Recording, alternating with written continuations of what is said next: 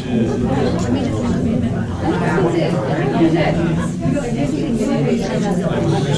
number 2.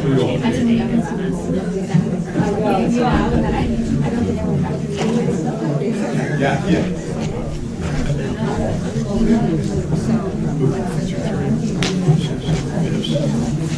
Then we have 7. So that's wrong. Very nice. Let's start.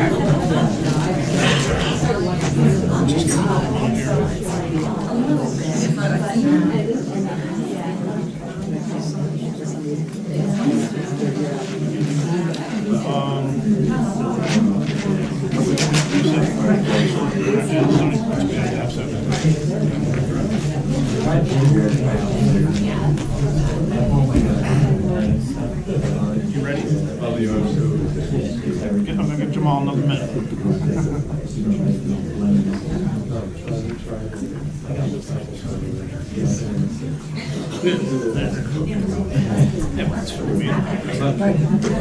Don't ask me why. It's your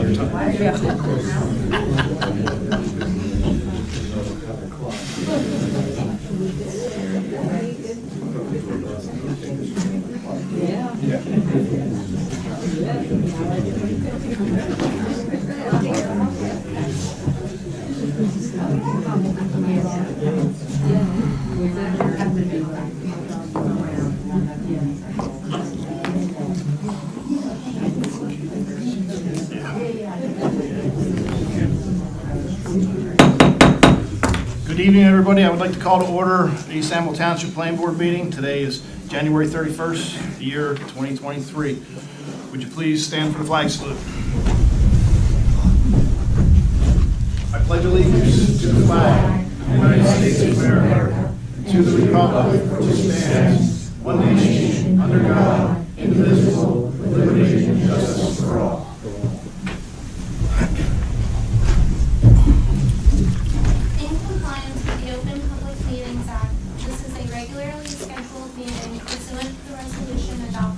January 11, 2023, with a meeting notice that was sent to the Hunterdon County Democrat on January 18, 2023.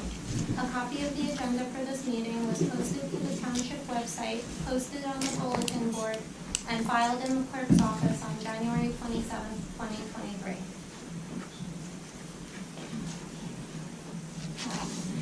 Mayor Jenna Castablu. Here. Jamal Kadri. Here. Dante DePiero. He's excused. Miss Natalie Nelson. Here. John Saranda. Here. Al Nardi. Here. Mike Mills. Here. Emily Deadweiler. Here. Brianna Perone. Here. Rich Catanacci. Thank you. Here. And Michael Gum. Here. And Miss Elena Cable. Here. Oh, Chairman Willie. Here. And Vice Chairman Here. Stetson. Thank you. Under review of agenda, we need to switch some things around. We need to do some resolutions first. So board, we were having a lot of problems with getting McNally, Yarrows, Kaczynski, Lime here. Things weren't working out between Kristen and myself and them. And they could not attend tonight's meeting. They couldn't get anybody here, and we have an upcoming conflict with another application with them. So we reached out to the Parker McKay firm and had discussions with them, and we resolved some issues that we had discussed before about why we didn't want to go with them before, and they have changed things around and have made it right. So that, you know, we're going to have representation that is going to be sufficient for us, I believe. So if anybody has any questions on that, I'm going to ask that we rescind the resolution that appointed McNally, Yaros, Kaczynski, and Lime LLC as planning board attorneys. Can I get a motion? Can I make a? Yeah. Yeah, I just have a question. Yes. Can we legally do that, just if they had Yeah, we haven't conflicts signed- of? no contracts have been signed, so, no. And the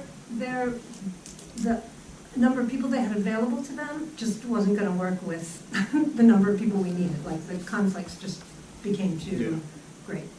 Tonight was a conflict, the next application that we have before us is a conflict, so right off the bat, we've got two big issues, and Okay. we're, what, 6 meetings deep into this application, so it is time to reach out and make a change. Yeah, I didn't know if we could do that legally or not. Yeah, no contracts have been signed, so, so it's just a resolution.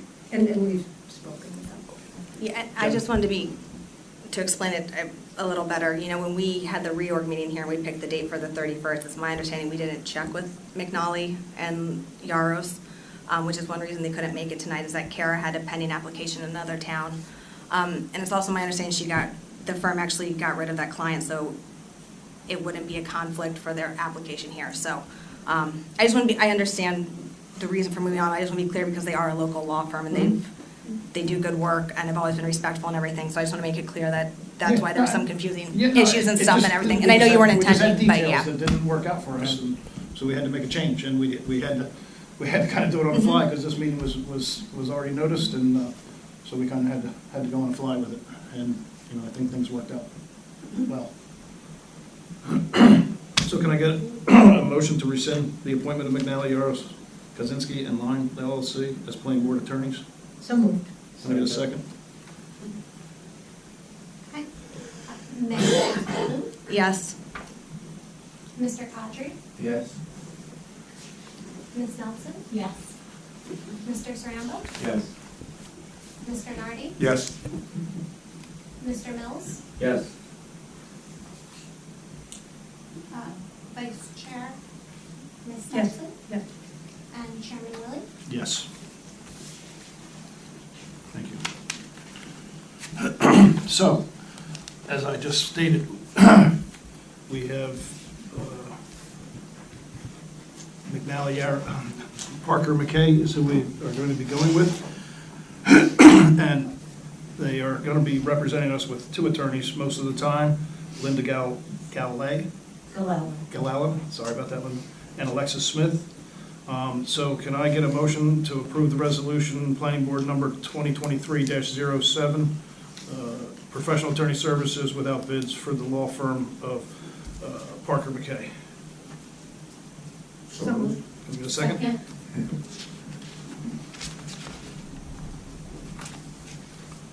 Mayor Casper-Bloom, Yes.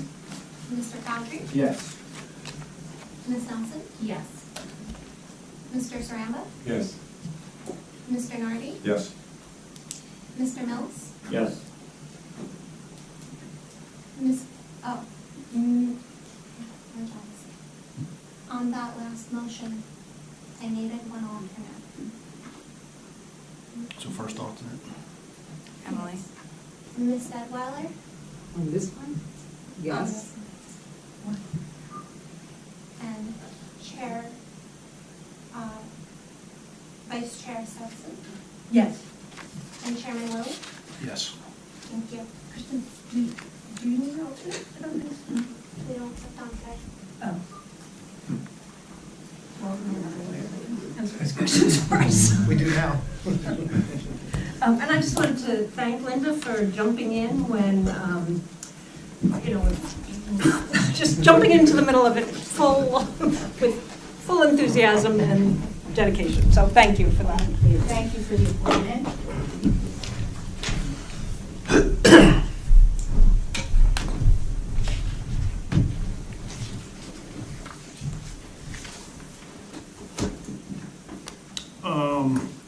We need to memorialize the resolution for the board engineer resolution, planning board number 2023-05, professional engineer with the firm of Friero Engineering, and we just need to memorialize that. So just need to vote, correct?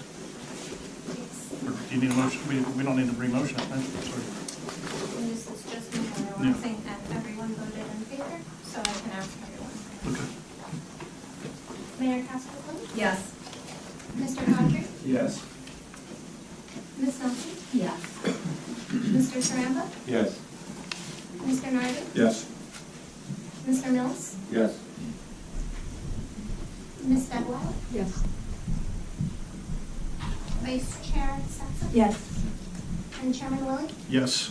Thank you, and just, Mr. Chairman, because everybody's gonna ask and everybody's gonna mess it up, you ignore the I. It's Ferrero. Ferrero, okay. Welcome. Thank you for that in advance. Okay, so, excuse me, can I get a motion to open to the public for items not on the agenda? Second? All in favor? Aye. Opposed? We are open to the public for items not on the agenda. Ma'am, come forward, name, address. All I want is to be able to hear you. Okay? Okay, the mics aren't working and it's not coming back. Can you hear no one? Can you hear nothing? I can hear, but it's very faint. Speak into your mic, it'll help a lot. Okay. Can you hear the secretary? Can you hear now?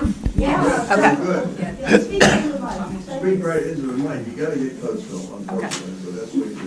Just wave frantically if we forget. And you're trying to, but you couldn't see.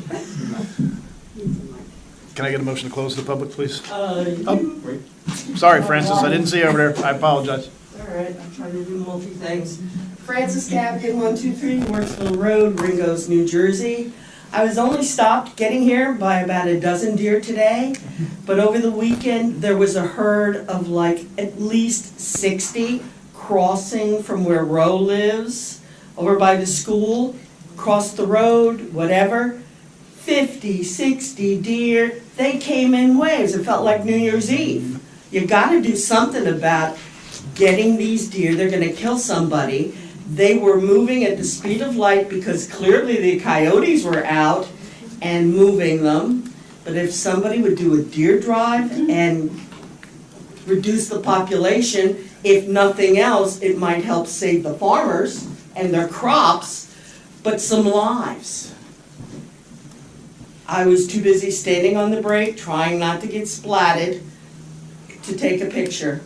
My fault, but you gotta do something about Bambi. Take Disney out back and do him in, but the deer around here are not only a danger, but they are disease carriers. So if you know anybody with Lyme disease, it's another argument for taking them down. That's it. Thank you, Francis. Anybody else from the public? Items not on the agenda. Can I get a motion to close in the public, please? So moved. Second. All in favor? Aye. Opposed? Okay. We're on to unfinished business. UAW, Urban Renewal Housing, Block 27.01, Lot 18.01. It's the Village District. This is a use variance with preliminary site plan and bulk variances. Mr. Lanza. Can we excuse Sure. Mr. Chairman? Oh, yes, excuse me. Mr. Chairman, can I take care of some housekeeping matters before we start the application? And I'd like to swear in our professionals. Can I swear those in? Swear affirm to tell the truth, the whole truth, and nothing but the truth? Yes, I do. Okay. And I also, Mr. Chairman, I understand we have two new board members We do. that were appointed this year, that were not here for the prior testimony.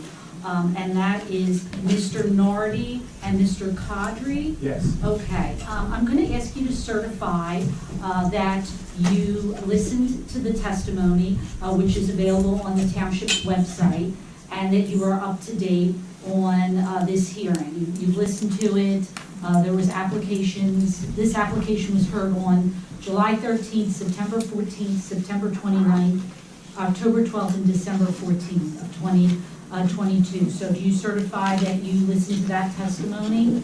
Yes. Okay, and I'm going to pass this down to you. You should just complete this, sign this by the end of the meeting. You don't have to do that now, just for our records. So, Mr. Chairman, since they've listened to the testimony, they will be up to speed on this and able to vote. Okay. And can the first and second alternate sit up here, since these seats are empty? That's fine, sure, yeah. So we're not, they're not gonna be voting. if we vote. No, well, they wouldn't vote, but they can move, sure, you're better, yeah. So Chairman, I'm going to recuse myself from this matter, so I'm actually going to go sit on the other side there. You're up. Okay. So, Brianna and Richard, you guys want to come up and have a seat up here? Sorry, Mike. My comment, sure. Hey, careful what you wish for.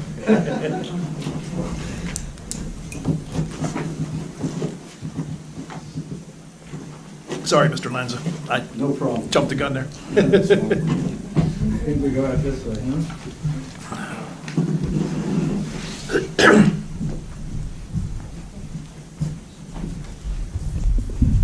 Got my name tag. Really coming up. Thank you. Thank you.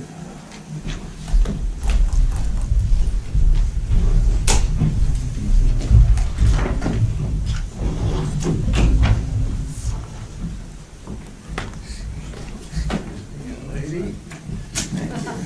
I wish. You're young as far as I'm concerned, darling.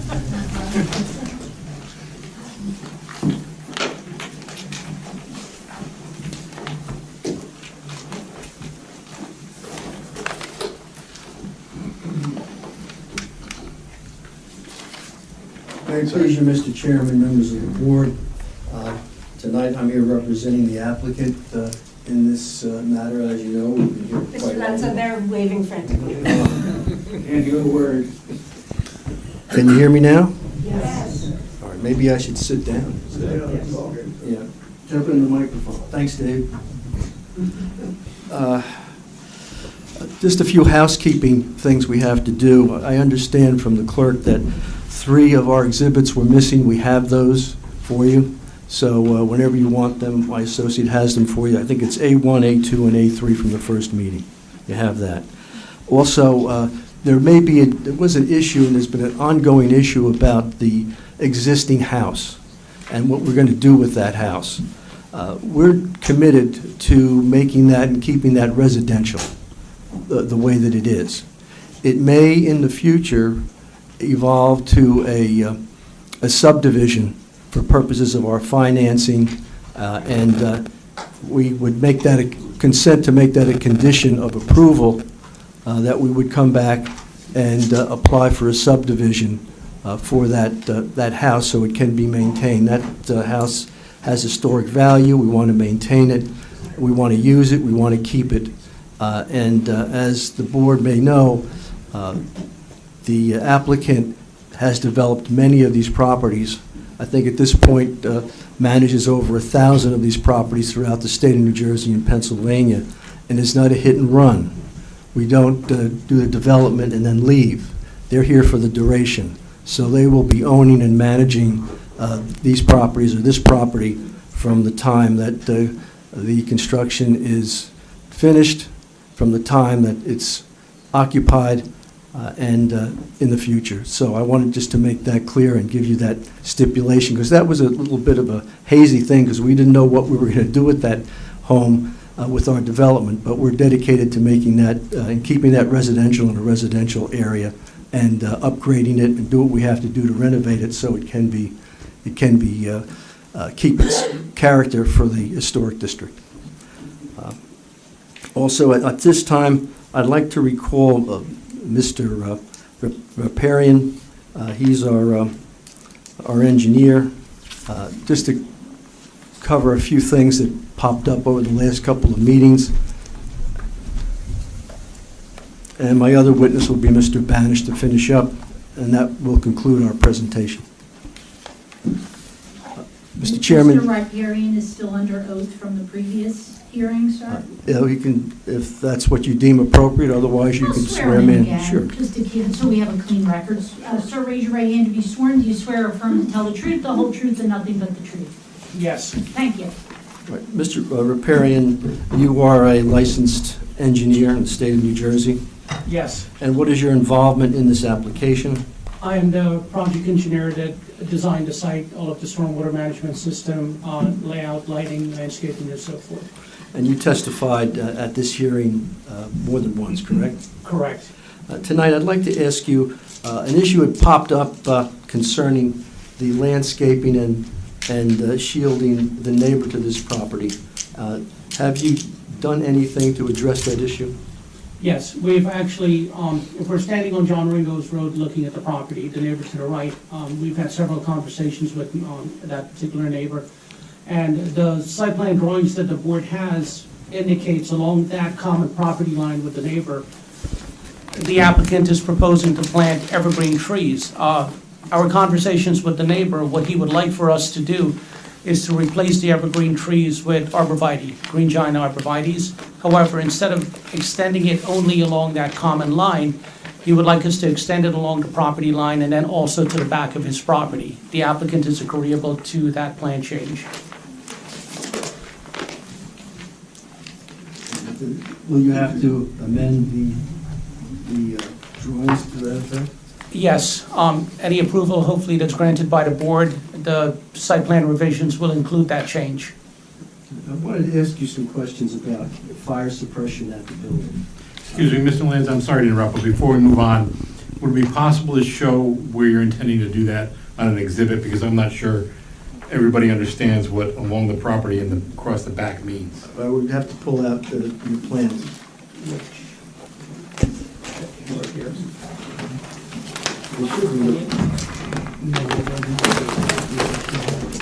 The exhibit should be here. Which one do you want?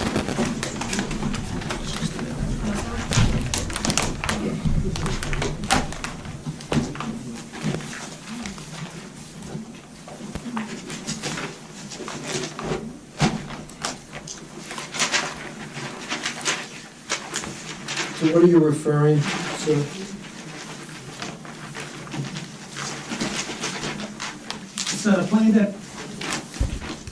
The plan that I'm referring to is sheet number 12 of 13 of the set that the board has.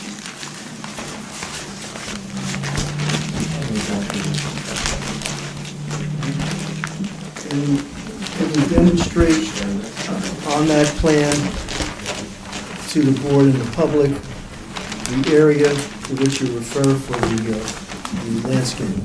Certainly. So the common property line with the neighbor to the south of us is this area here. And what's currently proposed within this plan is a double row of evergreen trees that extended along that common line. What he recommended and what we agreed to is to replace those trees instead of evergreens. Use in lieu of these evergreens is a single row of green giant arborvitaes extending along the entirety of that southerly line and then also along the easterly line, which would be the rear of his property.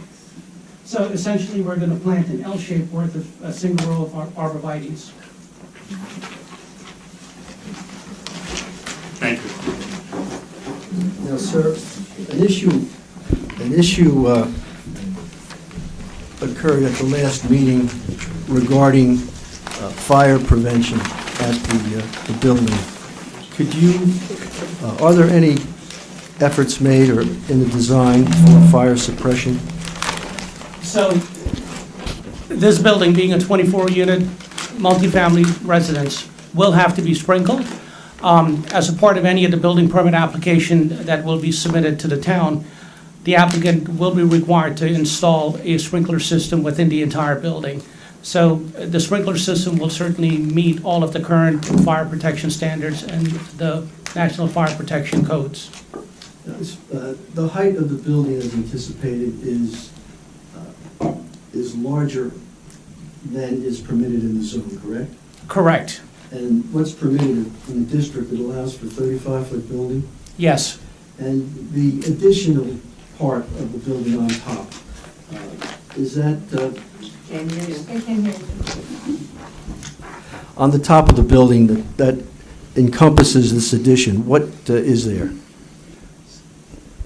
So the upper level of the building, where the applicant is seeking the height variance, essentially that part of the building is only decorative. It's not proposed to be used for storage or any sort of habitation.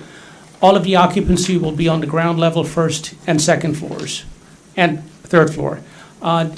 that attic area primarily is just for ornamentation, so the building has a more attractive look in lieu of a flat roof, which the applicant could have constructed, which would be compliant with the height requirement in the zone.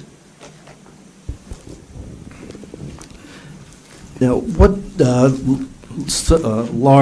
how large a ladder would it take to reach any occupants on the third floor?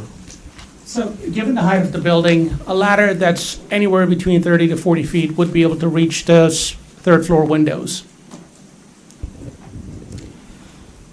Okay.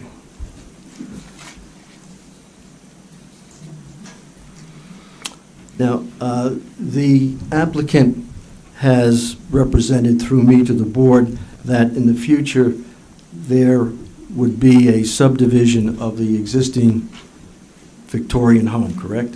Yes, Did you do a concept plan? we did, All right, can you produce that? certainly.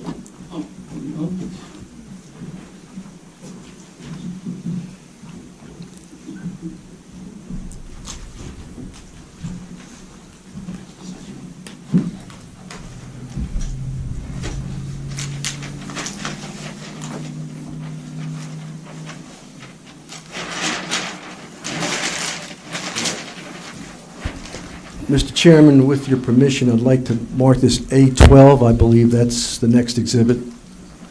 That's fine. Can you identify A12, sir? So, this plan is titled Concept Subdivision Sketch, and primarily was prepared to show the board what a potential subdivision of this property would look like. What the applicant is proposing to do. We don't have copies. We have copies.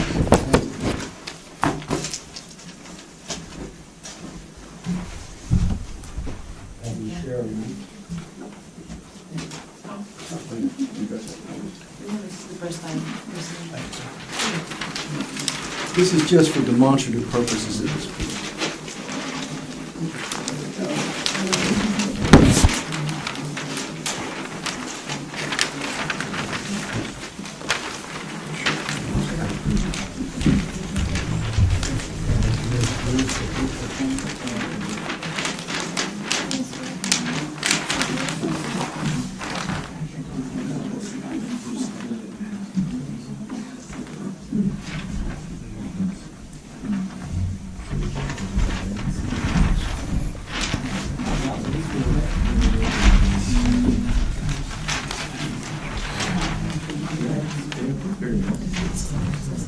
Is there any detail on the existing two-story dwelling?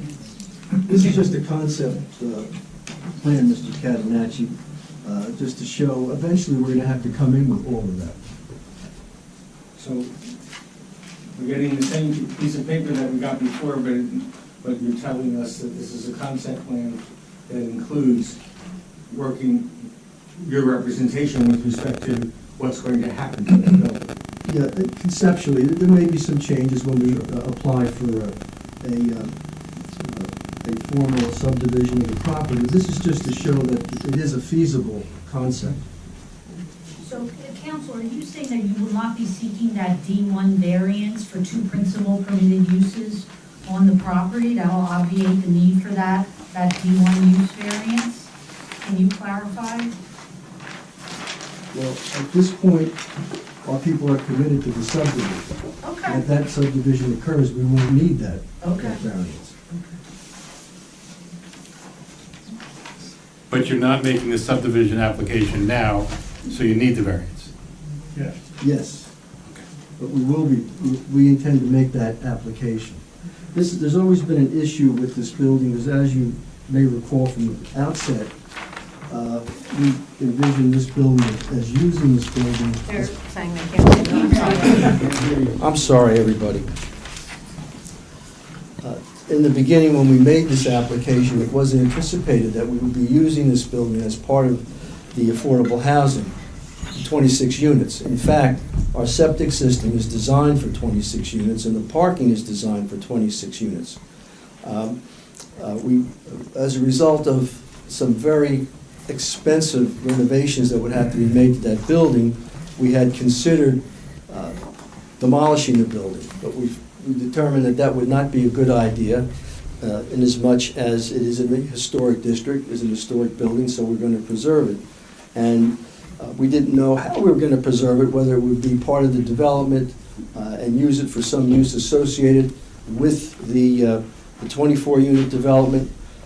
But we've made a determination that the best and highest use for this property would be to maintain it as a residence, and that's what we intend to do. Did you see this report that was done by John Allen, our historian, in the Historical Preservation Board? It was actually done back on Monday, October 25th, 2020. John Allen had gotten a call at the time from the mayor, at the time was Mayor Wolf, to look into the house and on the house with the historical preservation of it. It does indicate that the house goes back to Revolutionary War times, where doctors were using this to treat wounded veterans. And also in the article, it also says, I mean, in the letter from John Allen, it also says that at the time it was going to be a constructed 22-unit Caesar housing residence, and it was going to give priority to East Amwell residents. Do you have a copy of this? I do not. May Chairman give him a copy of this? Of course. Okay, because on the Historical Preservation Committee, that has to be maintained, and that has to be kept for historical purposes. We understood that. I believe our director had a conversation with you or your board about it, and right. As a result of that conversation, we decided... But see, what I'm getting worried about is, and I'm hearing is we're going to subdivide it, we're going to renovate it. Well, if you're going to renovate it, we're going to want you to renovate it based on historical preservation. Understood. Okay. That's what I want to make sure and that you understand. And is that current property also on the state historical registry? Yes. So we need state approval for that as well. Yes. Mr. Lonnie, may I just ask one question? I was private. When was this decision finally made? Because quite frankly, I went through 6 meetings, and this was a major issue with all of these people sitting there. And quite frankly, it was a major issue for me, and I had a gazillion questions. I'm thrilled I don't need to ask those questions. I'm thrilled that this is what you're going to do. But quite frankly, it would have been nice to have gotten some notice before tonight. Understood, Mr. Catenacci, and the reason that this has been delayed is the funding. We have to make sure that we have funding. We have to make sure that we have funding for these projects. This is not inexpensive. If you saw our original estimate, it was like $500,000 or $600,000 to renovate that house. So I own a money pit. all right. So this is why it's taking this long. We were hoping maybe we could incorporate it into offices or something associated with the development, but the highest and best use is residential and to maintain its character as an historic building. So we're committed to that, and we would, as I said in my opening, we are committed to the point that that could be a condition of any approval that this board gives, that we have to come in and get a subdivision of this lot. So, and it would make sense to maintain the historic quality by really separating it from the rest of this development. Thank you. Okay. Thank you, Professor. Mr. Catenacci was my professor in law school.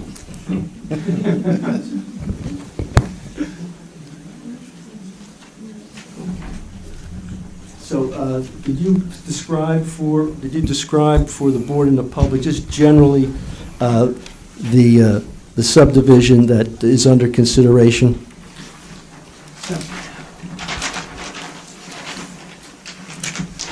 What the applicant is contemplating is, as part of the subdivision, we've got the existing house that's along the frontage of John Ringo's Road.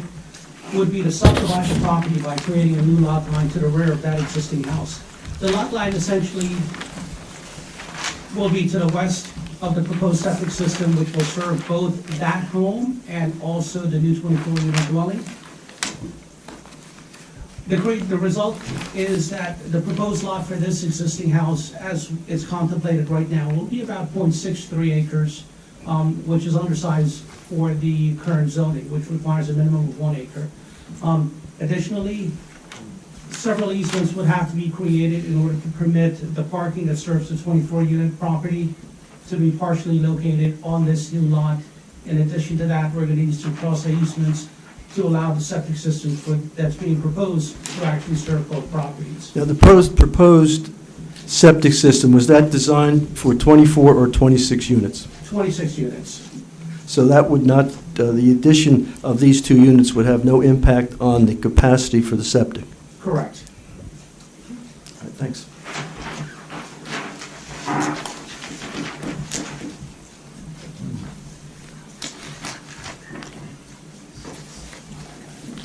That's all I have of this witness at this time. I have one last question. You know, I walked the property back late December. Do you have any idea what's behind the current home? It looks like old cellar, an old basement. There's some tires back there, a lawnmower. Is it just any idea? The last time I walked the property, I think might have been in October, November sometime. So as of right now, I don't know if things have appeared or what may be there. Looks like they've been there for quite a while, but just a question to you. That I don't know. I have a question on the septic. So you said the septic system as right now, even though you might subdivide, is to do both properties? Yes. So if you subdivide, how is it going to do both properties? So that's where we'll need cross easements between the properties to permit. Have you asked the Board of Health of this town if that is required or not? No, we have not. We've completed the testing for the proposed septic system as shown. Okay, so how can we here as a board go by your testimony on the septic system and approve this subdivision or variance with not knowing if the septic system is going to be accepted by the Board of Health? Well, I think we're not approving the subdivision, is that correct? They're just giving us the concept. No, we are. That's just the No, concept. we asked them, what are you going to do with this house? And they've come to say, this is what we're thinking we're going to do with the house. But I'm just. Now they're committed. It would be a condition of approval. Exactly. Is what they're saying, that they would subdivide And maintain the residential character. Mr. Wilkins, I'm assuming this, but clearly, we can't vote on this without it having Board of Health approval and Environmental Commission approval and whatever approvals are needed by us, the state, the county. I mean, there have been, people have spent many hours talking about their environmental concerns, the wetlands, et cetera, et cetera, et cetera. This is a, very expensive. I realize this is a very expensive septic plant. It's more than just the field, and it's clearly necessary. But our main function is to preserve the water supply in East Amwell Township. And so clearly, and I know you know this, that we won't, I can't imagine anybody would vote to approve it without getting clearance from the Board of Health and the Environmental Division.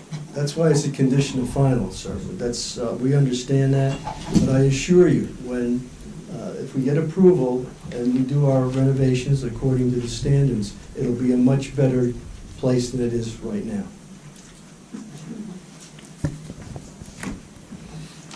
Anybody else on the board have questions? Mark? When you were talking about the when you were talking about the decorative front that was above 35 feet, am I misremembering? I thought that was also to cover like some utilities that were planted. HVAC units and Right. Correct. Okay, so that's on the roof behind the decorative facade. Yes. Okay. And then my other question about the arborvitae, would it only, like I understand along the common line, along the back, would it only extend to the first property, or would it go across to all those properties that are, or all three of them? We were actually looking at only the first property. And is there a reason? So as we continue down the detention basin that serves this property is going to be located to the back of those properties. There are some landscaping that's associated with the basin itself. But our immediate neighbor was more concerned about screening his property, so the applicant agreed. And do we know what the next neighbor, I mean. We have not had any conversations with them. Okay. I mean, would you consider looking at the subdivision plans, the plans you had with those trees going behind that neighbor's property, continuing on the other 2 lots, the block, discussing with them, maybe giving them screening on the back of their yard?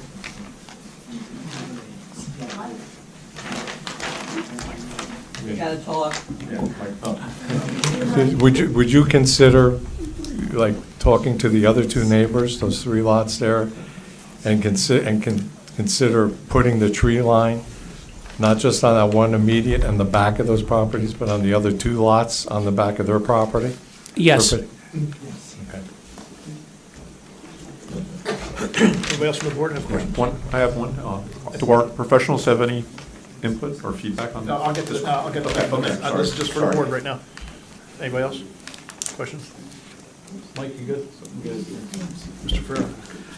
Mr. Chairman, I did have a couple of thoughts. I think this subsequent subdivision application, I think it requires a D variance for the 2-family home. I'm assuming it's 2-family, or is it going to be single-family? 2-family. 2-family. So that will require a D variance. It wasn't 2-family. It's current. But it may be, but just as in the 24-unit building, you're making the lot smaller, so you're effectively intensifying the non-conforming use, and you need a new D variance for making the lot smaller in both cases. D3. It would be a D3 variance, expansion of a non-conforming use. And not to get too deep into it relative to the septic system, it requires a number of approvals at the state level, a water quality management plan amendment, and a GIPD's permit, and a TWA. So there is significant scrutiny of this system. And while I can't say I've read every letter of the East Amwell Township ordinance, generally speaking, local jurisdictions do not have any authority over a septic system with more than 2,000 gallons a day, like this would be. It's exclusively DEP jurisdiction. Not even the county gets to review and approve this. Now, the township and the county both have the ability to provide input on every layer of approval, but they are not an approval authority for a septic of this size. Thank you. Ms. Gable? Sure. So the one thing about the building height, as the architectural plans show the building, it's measured from the finished first floor to the roof. The applicant is correct that only a portion of that roof line extends above the maximum building height of 35 feet, however, it doesn't stay under the 10% cap of 38.5 feet. I think it's at 38 feet 5 inches. However, the ordinance defines how you measure building height differently. We have not seen those calculations to either confirm whether or not the building height does comply with how the height is calculated. It's not calculated to the highest from the finished first floor. It is calculated, let me just grab it here. The vertical distance to the highest roof surface from the finished grade along the building wall closest to the street, excluding any decorative or added-on features such as a cupola, chimney, steeple, antenna, or similar add-on. So that's how building height is defined. We have not seen any kind of calculation tying it to spot elevations of the site or the finished grade or anything to either, confirm that the building does in fact comply with the ordinance requirements. Mr. Chairman, our architect testified that it did, said how he measured it, and said that if there is any discrepancy, it will, the building height will not exceed what we've represented. So I would suggest that, as a potential condition, that those calculations be submitted for review and approval by the board professionals. Calculations meaning just measuring? Correct. Tying the spot elevations to the height to show that it does conform. Because as the plans show it right now, it's from the finished first floor. I know the applicant has stated that it will comply to the height. We just want something a little bit more specific, tying it to the lot itself. So just to clarify, are you saying that the applicant does not need the D6 height variance? Based upon what the applicant has testified to and the architect has testified to, the portion of the building that extends above the 35 feet height limit is only this front kind of decorative add-on, which they consider to be permitted to extend above the maximum height limitation in the ordinance, as long as it doesn't exceed the 10% rule. And in this case, as of right, based upon their presentations, it does not exceed that. However, we do need those more detailed calculations, kind of showing and confirming that representation.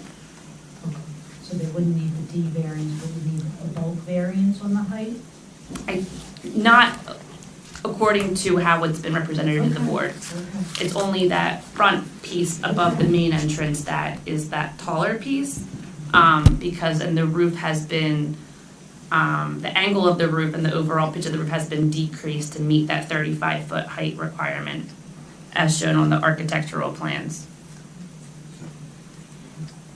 And that's measured from the first floor, which is why I want the, detailed calculations. I'm sure there's, minimal architectural things that can be done to kind of decrease it if needed. But I just want, some kind of condition, confirming that, it will be calculated appropriately and there will be, that detail provided to the professionals to confirm.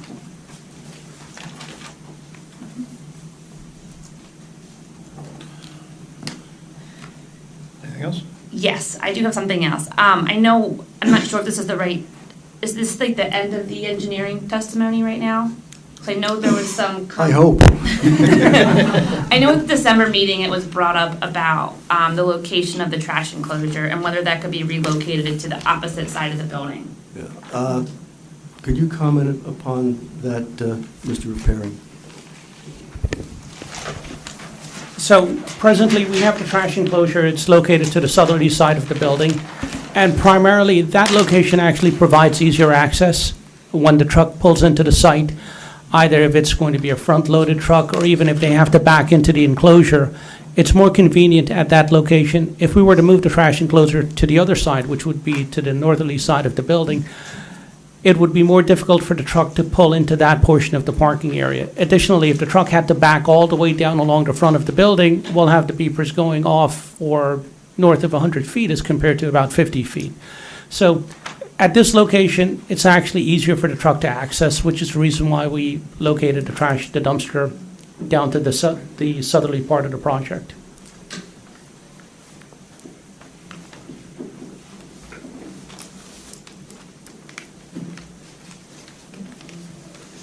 Anything else? I don't believe so. I think that's it for me for now. But if I have anything else, I will definitely let you know. Can I get a motion to open to the public for questions for Mr. Riparian's testimony tonight? So moved. Second. All in favor? Aye. Opposed? We're open to the public for questions for Mr. Riparian's testimony. Mr. Bond? Well, you shed a new light on this thing tonight, a couple minutes ago. I don't see how they can offer a possible subdivision without having a real subdivision in front of you. If you approve this tonight and they come in, you're almost saying, well, we're guaranteeing you a subdivision. No matter how it comes in, big, little, or small, it's going to be a subdivision.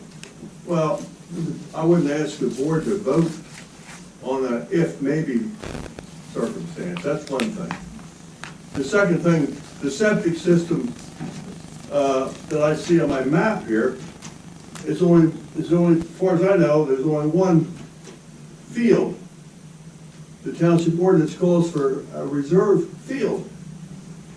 As far as I know, everybody else has to have a reserve field also. I see no reserve field, maybe it's on here. Check that out too. And then the well, proposed well, is right down here against the wetlands. And who knows, you haven't drilled a well, test well or anything, have you? No, we haven't drilled any well yet.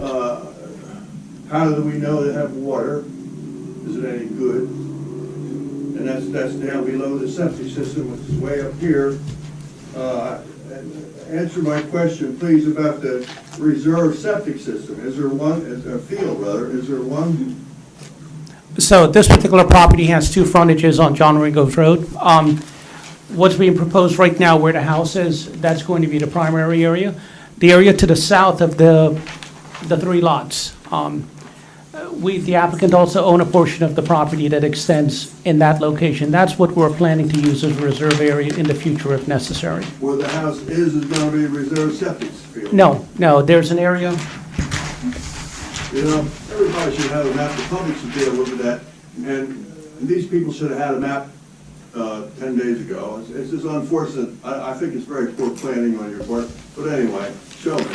So basically, the applicant owns a portion of the property that's unencumbered. It doesn't have any wetlands or transition areas or floodplains.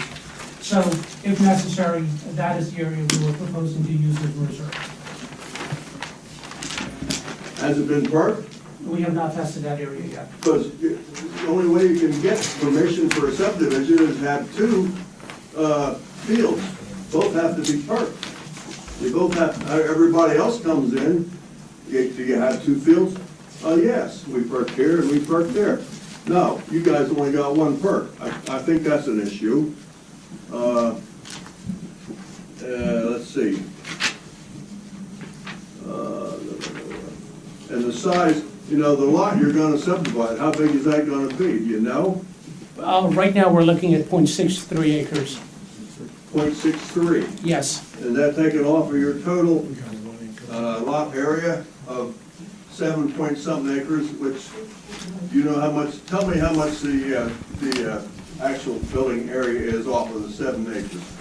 But after you take off the wetlands. What is the size left? So you're gonna put all this stuff on, including the second septic field, which has to be on there.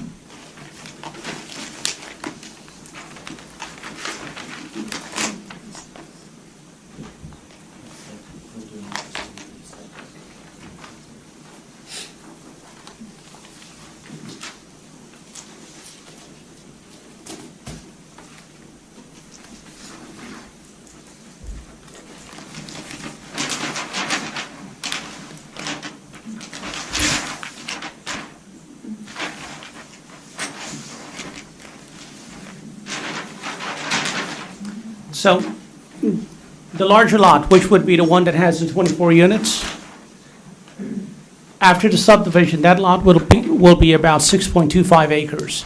Within that lot is where all of the transition area wetlands and floodplains are located.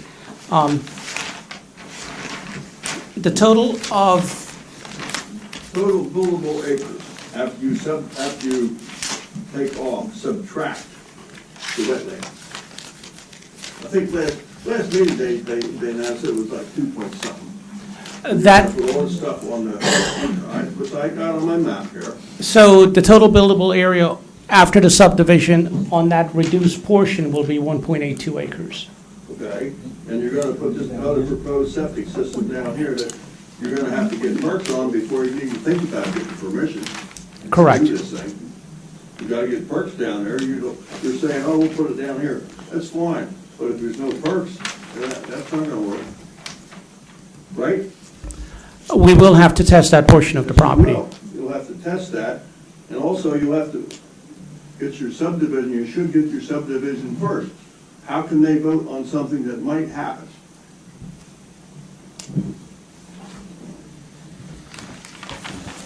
I don't know, whatever, I'm just stating how I feel, because you're basically saying you have to guarantee us a subdivision when we come back in, and that's not the right way to do things. We didn't say that. Well, you didn't say it, no, but does it make sense? We might create a subdivision here. We're trying to preserve a historical building, sir. I understand that, John, but I hope you understand what I'm trying to say. The subdivision that might happen, if they happen to approve the rest of this plan, and then you come in for a subdivision, and they happen to say no, then where are we at? So that's our risk. That's a risk. It's quite a risk, and it's very, very poor management. But that's our risk. Maybe you can say it's poor management, but the issue is that we need preliminary to get our funding. It's a condition of our funding. If we don't get the preliminary, we can't get our funding. And this is an inherited, and it's a beneficial use to this area. It's stated in your plan for this type of development in this area. So that's why we're here, and that's what we're doing, and that's why we need the preliminary approval. And Mr. Catanacci up there said, as you well know, and so did your engineer or whatever, you have to have a state plan for a septic system. Right. Number one. Then maybe you can get county, and then maybe you can get East Amwell, which naturally will happen. But you have to get the state in here to check over your septic system. Yeah. So, I mean, there's questions that they asked up there, they're 100% right.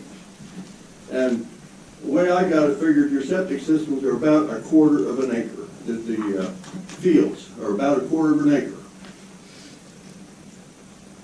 Right? Well, that's right, it's so many thousand square feet, but it's about 1/4 of an acre. So you got the one that's been approved, you've taken perk tests, but then you need your other one down there, the same size, if there's room for it, and if it perks. You know, you're asking for a lot of trouble to get a septic system of this size and to handle 23 units in the town of Ringgoes when we have an existing problem and we're just skinning by anyhow.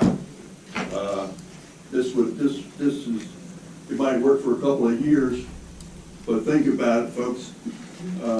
When it stops, when it fails, guess what? The township residents and the town of Ringgoes are going to have to pay to get a sewer system in town or a water system in town, or both. Let's see, and to get back to the fire company, we talked it over the other night, and we can't climb up a 40-foot ladder, just a ladder. We got to have an aerial ladder to go up to, which we do not have. Mount Airy is close with their aerial ladder, and they could serve it after about 20 minutes to a half hour time they get there and get set up and all that. And if it happened to be a fire up there and somebody's hanging out the window, and 20 minutes is a long, long time, I know you're going to have, you know, suppression in there, but as we well know, that don't always do it. And your stormwater management plan, your basin, is clean down here in the corner right next to the wetlands, which may be okay, I don't know. But just for words. For the comment period after the questions for the engineer. What's that again? There'll be a comment period. Okay, well, I'm commenting, that's all I'm doing. Yeah, but these are questions for Mr. Repairing right now. I'm just commenting here and asking these questions. And it don't seem to be very speedy answers, but anyhow, just, the board asked some of these questions too, and you said, yeah, we're gonna do that, we're gonna do that. Well, the subdivision is a major issue if it's not done ahead of time. At least, you know, you should have at least the maps in a few days ahead of time for the board to look at. Okay, I'll just shut up at this point, but I might be up again. Thank you. Thank you, Mr. Bond. Ma'am? Allison Curso, 14 Wurtsville Road. Let me swear you in, ma'am. Can't hear you either. Have you been? Curso, 14 Wurtsville Road. Ma'am, I'm going to swear you in. Raise your right hand to be sworn. Do you swear or affirm to tell the truth? Is this just questions? Just questions. Do we normally swear? Not. Okay, all right. I was not sworn. I'd be willing to be sworn. We'd like to hear you. The question I have for the engineer is I appreciate, I've been here for a lot of the meetings, so I know the neighbor's concern. But I wonder if it would be worth having a landscape architect or a nurseryman speak with him, because arborvitae, they're not native, they're not long-lived. And if he wants to see what they look like after 10 years, when you use them to screen a neighbor and they split and die, he can come to my house. But around the back, you know, and that's very suburban. It's not in keeping with the site. Anybody else in the public? Questions from Mr. Perrin? Francis, sorry. Still Francis Gavigan, 123 Wurtsville Road. Could you show me on your map where your reserve area is going to be? Okay, and so that's down towards the grit yard, where that strip of woods is. If you're going down John Ringo Road towards 31, Okay. and you're heading down the road that way, it'll be on the left, and it's totally wooded at this point in time. It's a narrow strip. Is that where you're going to have the reserve? Yes. Okay, and then beyond it, there's a little house, and then this little sliver over here is the great yard that I was talking about. So you have no perks on that, is that correct? Have you even done a visual look-see wetlands determination or anything like that in between the dying trees? So we have not perked that portion of the property, but there is an LOI on this site. And the wetlands boundary and the transition area that's shown on the plans that the board has, that is accurate for this entire property. So that particular area that we're looking at for a reserve, I know it's unencumbered. Okay. It's unencumbered based on what year's wetlands or data? The current LOI for the property. Which was generated when? Last year, 10 years, 5 years?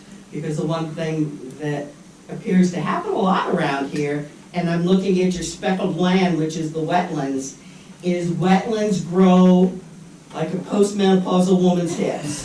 They get bigger. The water coming down off the mountain, I can talk about it, it's my We're having flooding problems. I see that it, you know, your house and your units and everything are very 10 feet, I believe, off of the existing wetlands. And so if there's a problem, you would have a significant issue. As far as the property, the purple house that you're going to retain, your driveway is still going to be between it and the neighbor who wants the arbor vitae, is that correct? Correct. Okay. There's now discussions about putting some kind of visual screen going behind the neighbor, but also going behind the purple house, correct? Not behind the purple house, just behind the neighbor's property. Okay, would you be willing to include some kind of a visual greenery barrier so that anybody going down John Ringo Road towards the Grit House or 31 has trees or arbor vitae or who knows what as a barrier to what is being built in the back of it? Because if I'm looking at this, you know, it's the sight line, it's the front of the sight line, except for the fire company, to what you're constructing. So what we are proposing as a part of the landscaping within the package that the board has, there are street trees that are proposed along the applicant's property along the frontage with John Ringo's Road.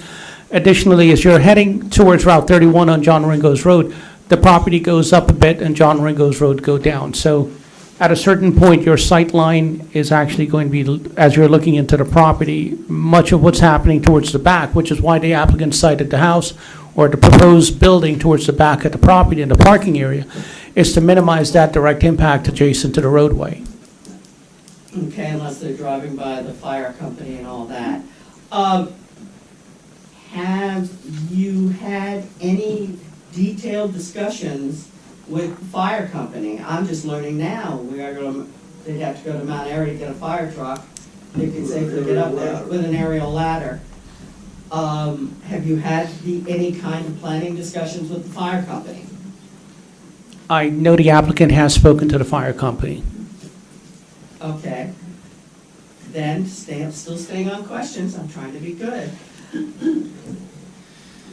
How would subdividing and theoretically selling the Purple House and its 0.6 acres for a two-family to someone who theoretically would spend $500,000 to $750,000 to rebuild it and restrain it or return it to its glory-ish, be handled legally?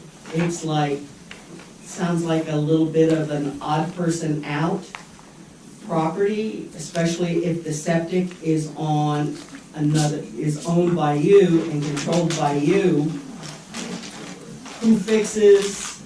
Is there then something that gets imposed on the purchaser, theoretical to be determined, purchaser of that two-family house, especially if it's going to have a driveway on one side, a fire company on the other, and a detention basin in the back? So, as Mr. Lanza indicated, the purpose of the subdivision is to create funding in order to renovate the existing house. The applicant will maintain ownership of both. The subdivision is not with the intent to sell that property off to a different entity. The applicant will maintain control of both. Thank you. Okay. And I do, to reiterate what John Saramba was saying, is this site is where Dr. Gershom Craven lived in the colonial times. Francis, is this going to be a question? No, it's just a question. Have you looked into any of the history of that or not? I think John asked him that question. All right, I just wanted to commend you on doing it. I'll do that in the open to the public. Because he treated the Marquis de Lafayette. Anybody else with questions for I Ms. Reed? have a question. Back at Noel, 75 John Ringo Road. I know in the September meeting, you were asked to, or if you were willing to keep the older trees that are in the back of that house. And you guys said that you would keep them. And I haven't seen, has there been any correspondence confirming that those trees are going to stay and remain?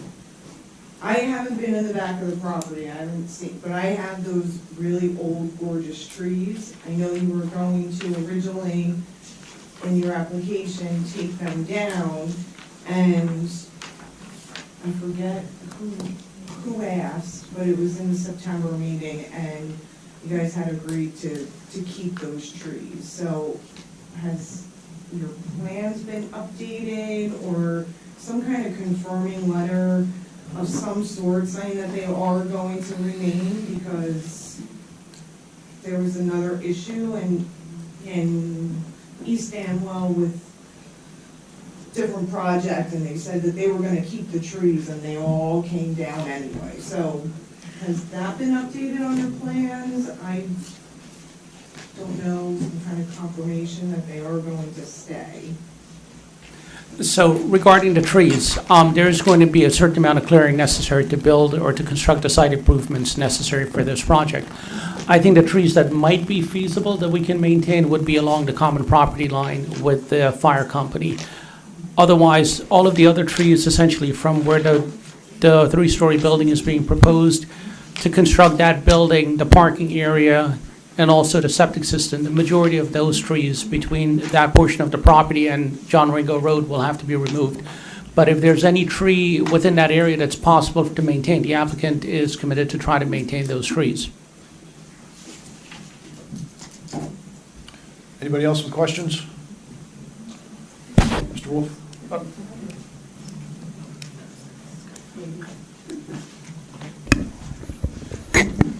Laura Olson, 1123 Old York Road. I'm in the village. Taking off of one of the questions about the septic and the state, et cetera, I do have a question for about this particular system that you're proposing. I inquired the county about them, and they said that they were only used for commercial applications. In Hunterdon County, there hasn't been use of this. Hold on a minute. They are not for residential use, as this system is not needed for a residential system. They're called high-strength fast units.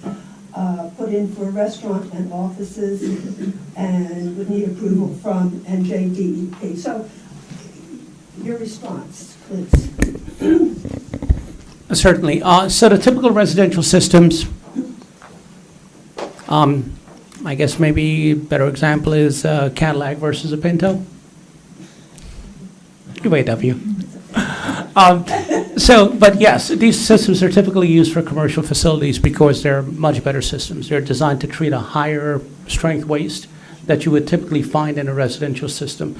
We thought that this system is actually going to be more appropriate, even though they're generally not used for residential purposes. But the fact that they can actually treat the effluent to a better quality results in the final effluent discharges back into the groundwater of a higher quality, as compared to trying to use something that's strictly for residential purposes. Have they been used for such anywhere? They're generally used wherever they're appropriate. I have not used this on a residential dwelling because typically on the smaller, like these particular systems are very expensive. So on a smaller residential project, we would generally use the more, for instance, the Hoot is one of the cheaper systems that are available. And there's a litany of others that are typically result in a smaller footprint, and they're more appropriate for that type of intensity or that type of or size of development. So if this were approved here, we would be the guinea pig? Not a guinea pig, because again, this system is actually better than what we would typically put in place. If we were to use a system designed for residential purposes, the final effluent quality of discharge would not be as good as what this system produces. This system is essentially a mini package treatment plant, whereas the other types of systems we generally use on residential dwellings, they add oxygen into the effluent, into the sewage, which actually promote biological activity to break the sewage down. These systems will do the same thing, but they go beyond that in trying to treat it for nitrates and other types of chemicals in the effluent. And these systems are replaced on what time frame? They have to be maintained. There's not necessarily a replacement scheduled. Like the little ones, they have to be replaced every 10, 20, 30 years?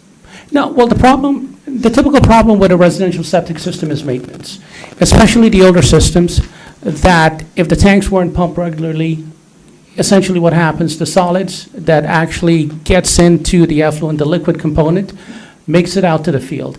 In a traditional septic system, it's impossible to separate out all of the solids. It's just not possible. You can't use a filter that small without having daily maintenance.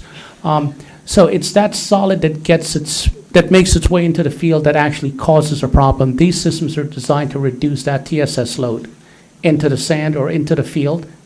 Okay. I do recall at maybe it wasn't me, I was there, you did indicate that you were hopeful that the county would approve the system. Well, obviously, the county can't, from what I'm understanding here, can't approve the system, has to go to the state. So you are correct. It has to go to the state, but usually the county has some input in terms of, in the past, when we've completed TWR applications, the county has to execute the application, but the ultimate approval lies with the state of New Jersey DEP. And so we don't know how often they approve development, residential developments for the use of this, whether they're good, bad, or indifferent. We don't have a, I do not have. no, that was my question. Thank you. Mr. Wolf? Rick Wolf, 21 Ryderson Road. Eric, is it correct to say that the applicant will not be able to put a shovel in the ground toward construction without first having received approval for the septic system, including the backup septic field, and having demonstrated that it has potable water? Correct. One of the waiver, or a temporary waiver the applicant requested is for the hydrogeological study. And the applicant's approval, or the approval that's being sought tonight, is primarily for preliminary approval only. As Mr. Lanza indicated, in order for the applicant to get funding for this particular project, approval from this board is necessary. We are committed to come back at the time of final with the full hydrogeological study and all of the conditions that the board may impose as a part of preliminary, having addressed all of those conditions before final can be granted. As such, until final approval is granted, we are unable to do anything on this property. Right, so if the board gives preliminary approval, but, for example, NJDEP doesn't approve the septic, this project doesn't move forward, correct? Correct. Okay, thank you. Anybody else with questions for? Can I get a motion to close to the public? Oh, I'm sorry. Go ahead, sir. Matthew Rutherford, 16 John Ringo Road, next door neighbor. Couple questions. Is that one, Frank? I worked with Frank to work about the tree line along the property line. I am grateful. I appreciate that. So thank you. Thank you for working with me. I respected the professionalism that Frank portrayed towards me during my conversations. I have some concerns about the septic. What was the average flow rate per gallons per day of this septic system? So I think this system will be about, I believe it's 4,800 gallons a day. Okay, so that's 1.5 million gallons in a year. I trust your math. Yeah, okay. That was being very conservative. My well, or my water that I use to brush my teeth and shower and bathe, do dishes, that's proposed within less than 200 feet. That septic from my well, and that just does cause concern for me, because if anything was to fail or anything was to happen, what am I supposed to do? You know, there's not really anything I can do. So what I would like to ask is that if this does get approved, that within the first year of it actually being fully functional and inhabited by residents, or the first year and 5 years beyond, I'd like to know if you'd be willing to test my well water, make sure it's not affecting my well water, affecting my quality of life. You know, my septic fields are actually located on the back of the property, right near the border, okay? So those be affected as well. Being that septic, I'm not necessarily too concerned, but if you're gonna be putting that much water into the ground on a daily basis, how's that gonna affect the ability for my property to properly now perk in the future? That was a concern that was brought up to me as well, so I'm relaying that to you. How do you go and propose to me to basically alleviate my concerns? So in reference to perk, this septic system will have no impact on any future perking ability of your property. That's strictly a function of the soils on your property. So it either works or it doesn't work. Regardless of what we do on this property, will have no impact on your ability to maintain or repair or construct a new septic system. And to answer your other question regarding testing your well, the applicant has agreed that a year down the road, we can certainly provide potability testing to ensure that there's no impact to your well. Or at least 5 years. I'm not asking for a lifetime of it. Just for the first 5 years, once inhabitants are actually in it and fully operational. Yes, the first 5 years is agreed. Okay. Someone brought up the species of trees that I requested. I appreciate your input. If there is a better species of trees that are more native, I'm open to it. I would just like that privacy to be sustained for my quality of life. That being said, please reach out to me. You have my contact information. Frank has it as well. I'm pretty sure he'll reach out to me. Thank you. Other than that,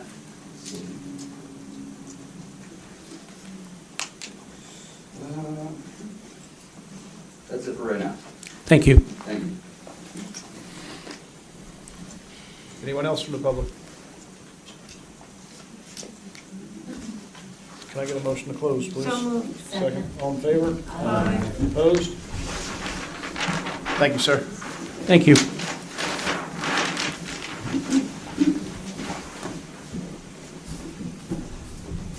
Thank you, Mr. Ruckmurray. I've been mispronouncing his name all night. I probably did the same, Mr. Lenz. Next witness will be Mr. Banish. I'll swear in Mr. Banish. He's ready. Mr. Banish, do you swear or affirm to tell the truth, the whole truth, and nothing but the truth? I do. Thank you. Mr. Banish, you previously testified at this hearing as a professional planner on behalf of the applicant, correct? That's correct.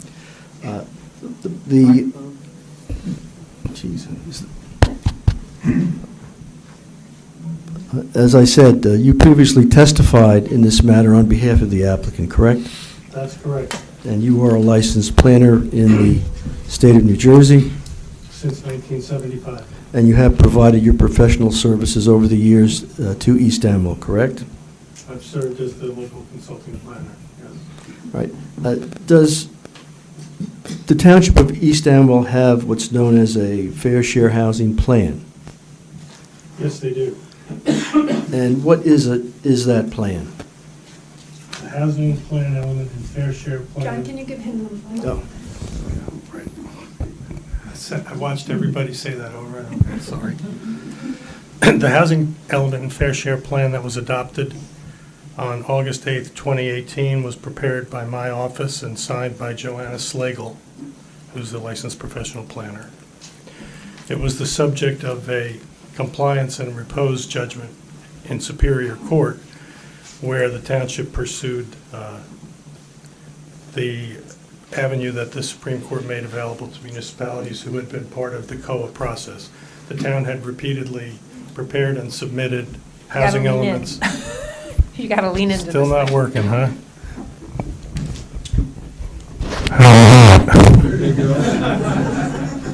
I don't think I'll try that again.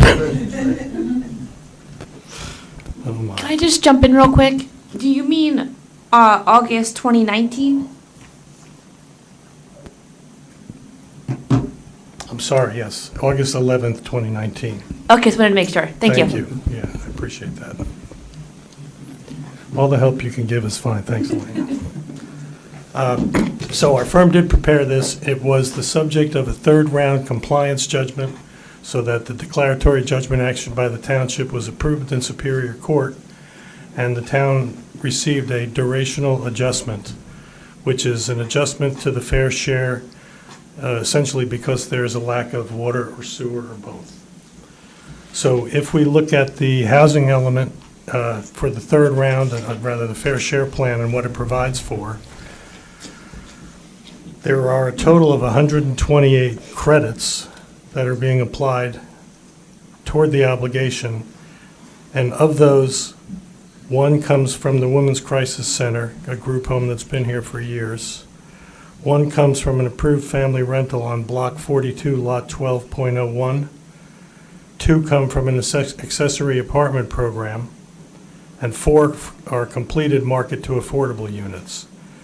So what I've said that is without bonus credits, those are the 8 units that will actually be low and moderate income units created as a result of this plan. And the inclusionary zoning for the other 29 units, apart from the rental bonuses, which are part of what got us to that total number, those 89 inclusionary zoning opportunities will not come to fruition during the third COA round. They can't possibly, because there's nobody applying for anything that they could build between now and July 1st, 2025.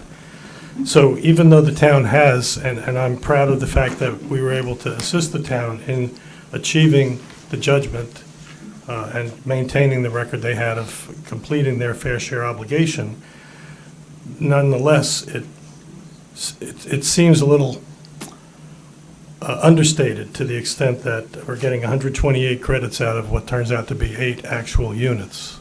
Some might say that's great planning. I'm not sure I'm going to say that. But I think the reason for my comment is mostly that there is a consent order, I think, that has been entered in this matter before. And if not, I have copies and I'm happy to share them. Should I do that right now? Share the copies? Sure. I think that's 13.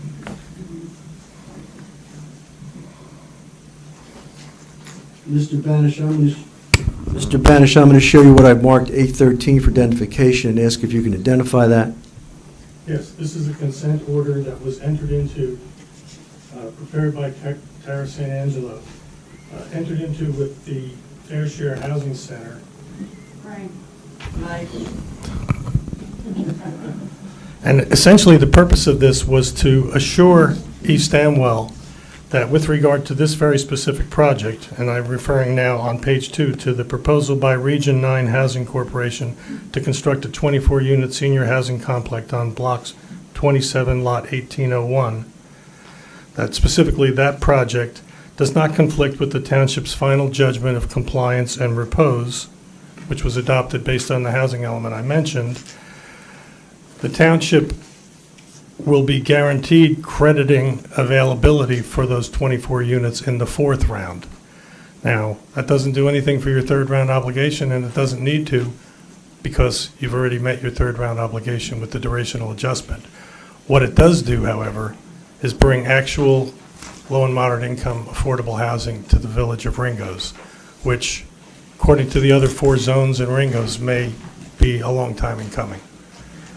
Just because of the mechanics of trying to get water and sewer and on-site systems, and some of the soils that we have here don't necessarily work as well as they will in the soils we know we have on this property.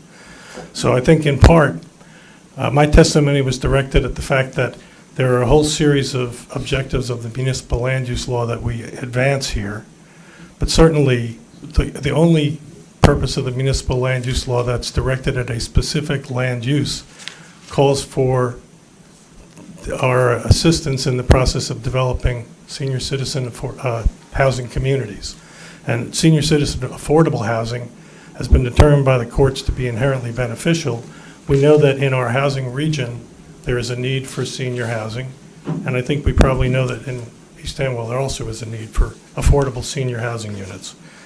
So I believe that the use variance that needed to demonstrate that there were special reasons to approve this has been satisfied by the fact that your master plan has recognized and acknowledged the need and desire to have affordable housing and to meet the affordable housing obligation, and the inherent benefits that come from this application are a strong support for that use variance relief. Allowing the 2 principal buildings to exist on the same lot advances what Mr. Saremba advocated for, and what I believe the advocate pretty quickly realized was a very important thing in this community. Certainly the significance of that building historically is very impressive, but as an element of the streetscape that will help to screen the appearance of the larger building behind it, it's also going to make it feel a lot more like Ringo's than if that building were not there.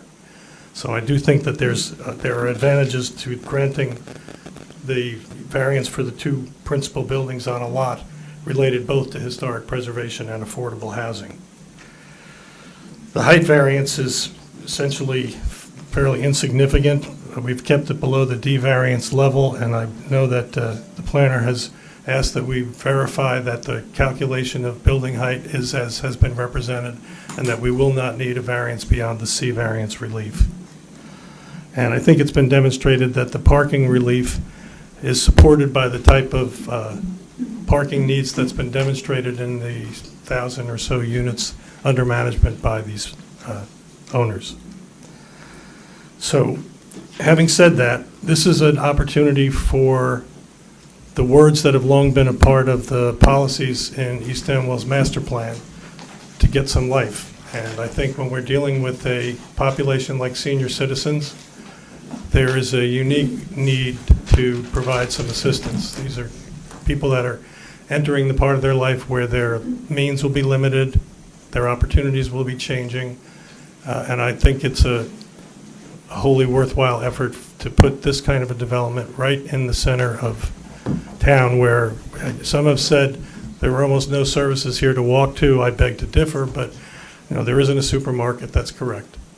And I'm not going to try to overstate it. It's a walkable neighborhood, and there are community services and retail services available within close walking distance. The bus stop, the link stop is right across the street. The library is directly across the street. The height of the building across the street mimics the height that we're requesting. So in many ways, the consistency of neighborhood character that comes from another substantial large building across the street in the neighborhood of this more substantial building than most in the neighborhood, I think all makes this a really good fit. And I would recommend to the board that it is appropriate for you to grant the relief that's been requested. Mr. Banish, could you review what's known as, first describe what negative criteria is and how it applies to this project? The negative criteria for the grant of a variance has two parts to it. One part relates to the public good, and that there should be no relief granted that essentially undermines the public interest in that regard, and that the zone plan be respected, and to the extent that the grant of the variance would not substantially impair the intent or the purposes of the zone plan and the zoning ordinance. Part of the intent and purpose of the zoning ordinance is the creation of affordable housing in those very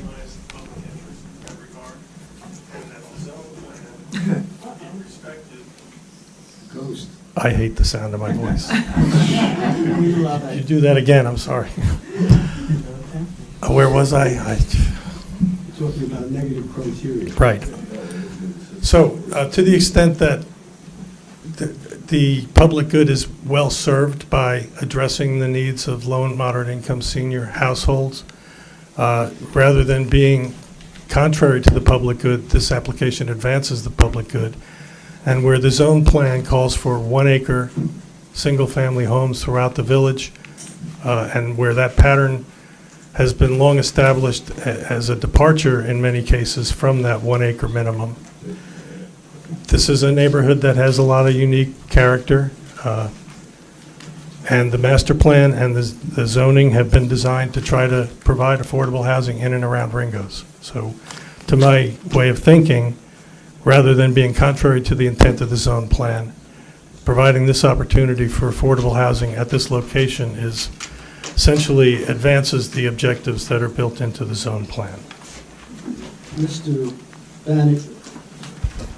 Mr. Banish, could you refer to page 6 of the East Amwell Housing Plan element and Fair Share Plan, which you prepared for this township?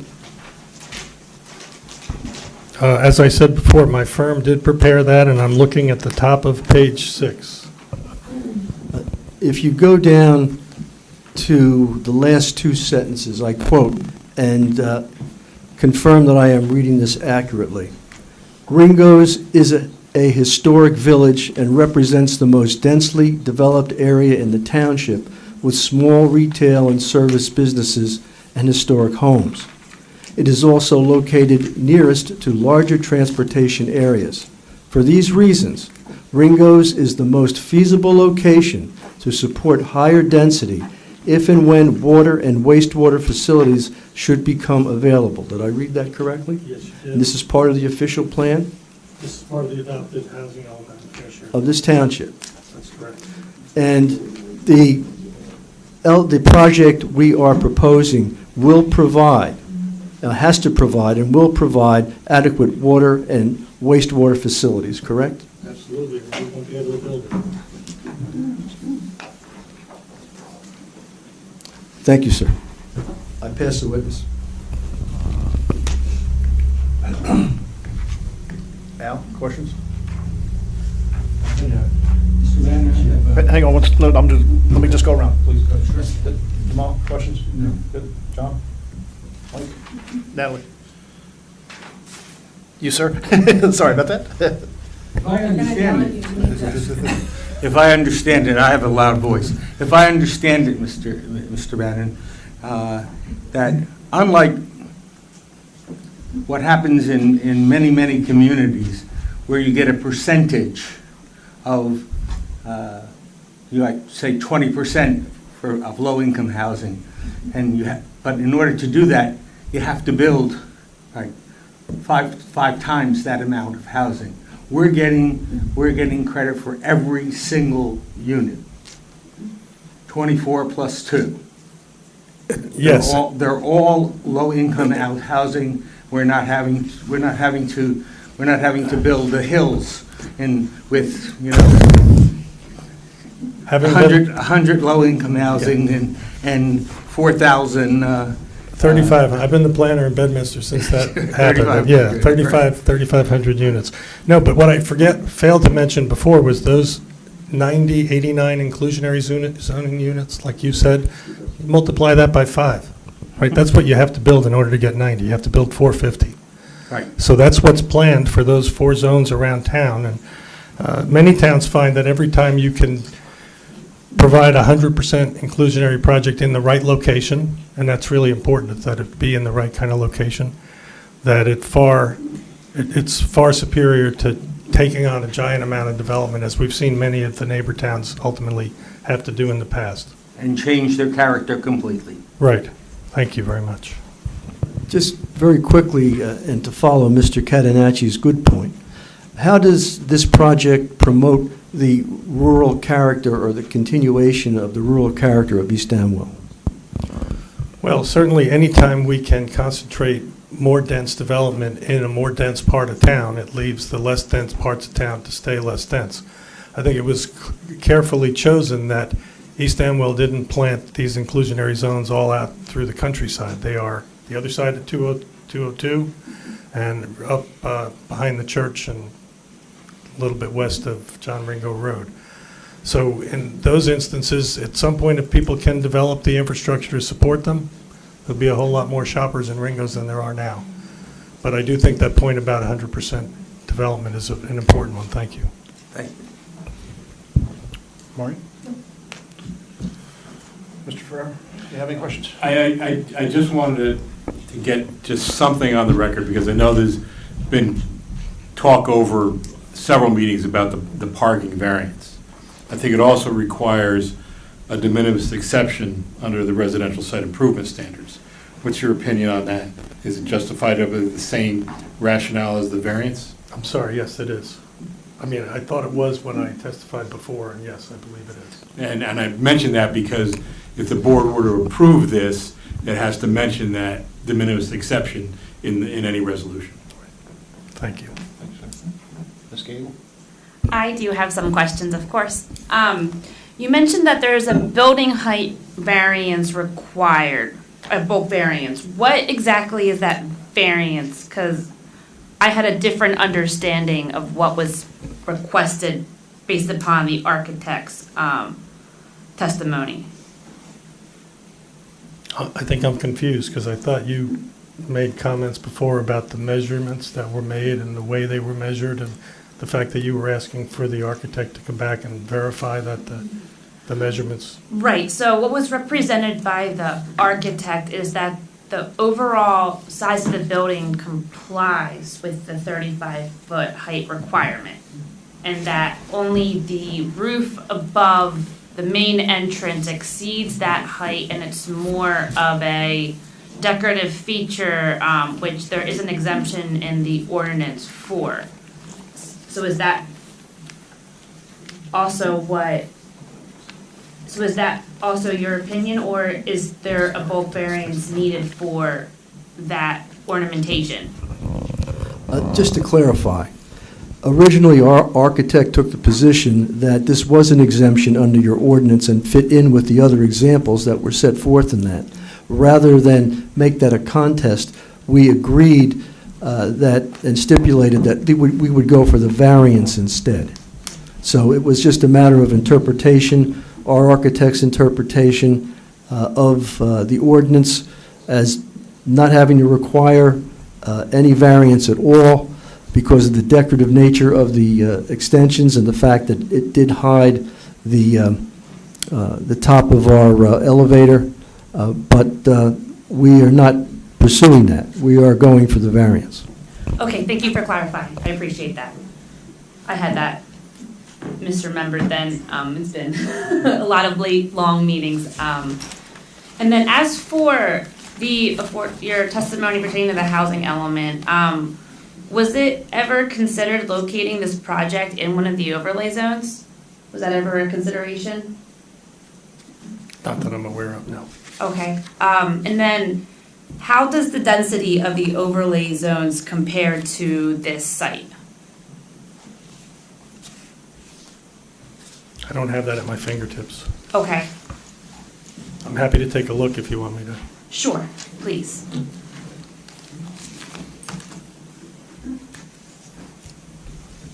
Elena, when you say density, I'm just trying to. Sure, so my understanding that the overlay zones that were rezoned was what, the Larison's Corner and then the Ringo's overlay districts, they have a density of 6 units per acre. That's what was adopted and incorporated into. In the overlay, not in our. Correct, in the Okay. overlay district that are Okay. over, correct. And so I'm just, curious as to how the densities of those overlays kind of relate to the density at this site. But wouldn't those have been buildings that were part affordable housing and part? Right, those would have been inclusionary sites, so Okay. I think it's a 16% affordable housing overlays required. 16% affordable housing set aside is required in those overlay districts. So comparing them is slightly different, right? Because.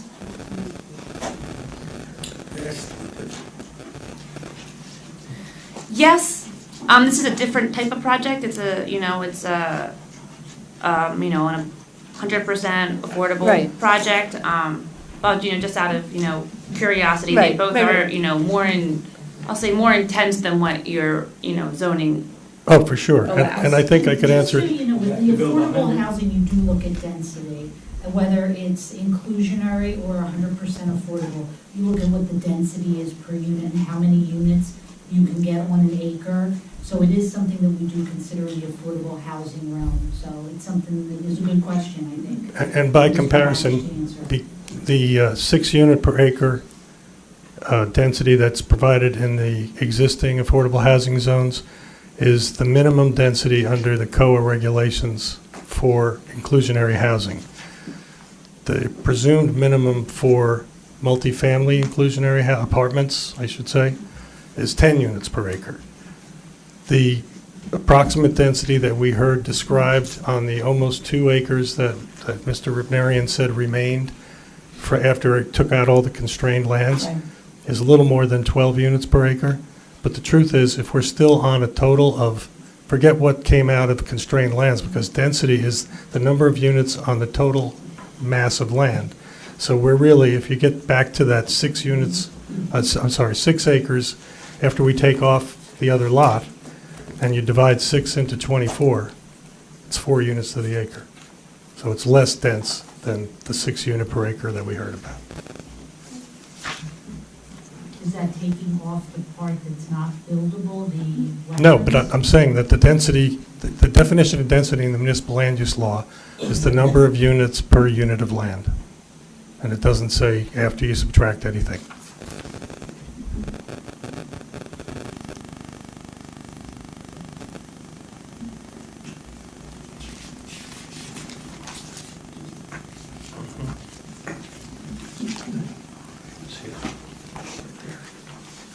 So I'm sorry, just to kind of capture that, so it's about 4 units per acre on the overall tract of land? If it's 6 acres and it's 24 units, that would be 4 units per acre. Okay.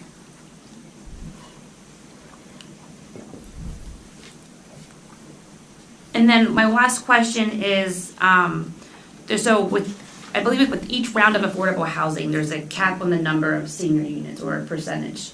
Do you know what that has historically been for previous rounds? We haven't done any senior units in the past, so we've never come up anywhere near the 25% cap. So since there's never been, so the 25% senior cap is for your total Obligation. And so was it fair to say that there's no reason why all of these senior units wouldn't be accepted in the next round? We already have the consent order that I made reference to that says Fair Share agrees that they are accepted for the next Okay. round. Does that also include any rental bonuses? It should, Okay. for sure. Can I see that, can I see the consent? I'm sorry, I have copies of it here. Is it A13? Yes. It's 8:13.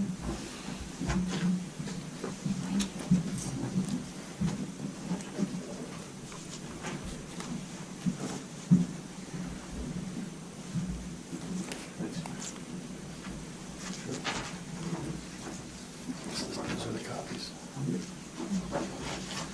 We could pass these around to the board, too. We have plenty of copies.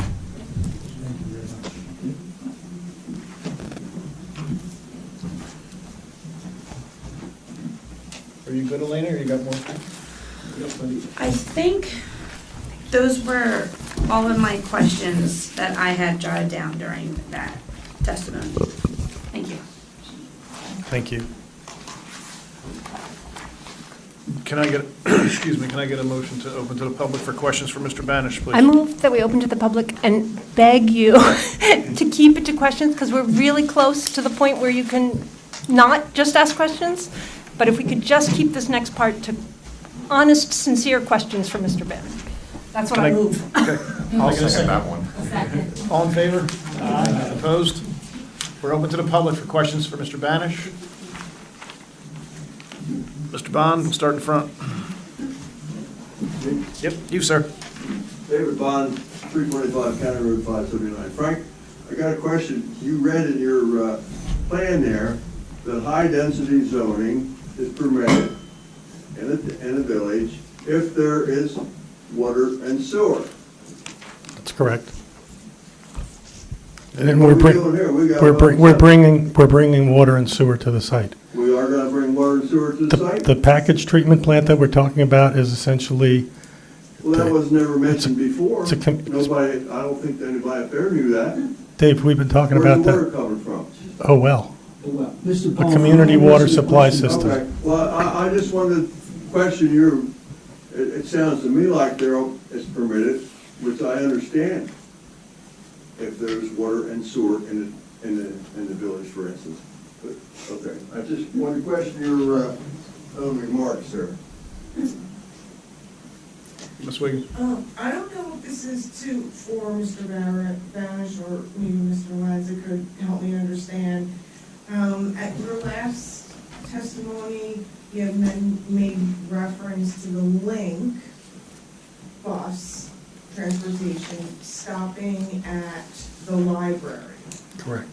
So that's gonna be an ongoing thing, the Link bus stopping at the library?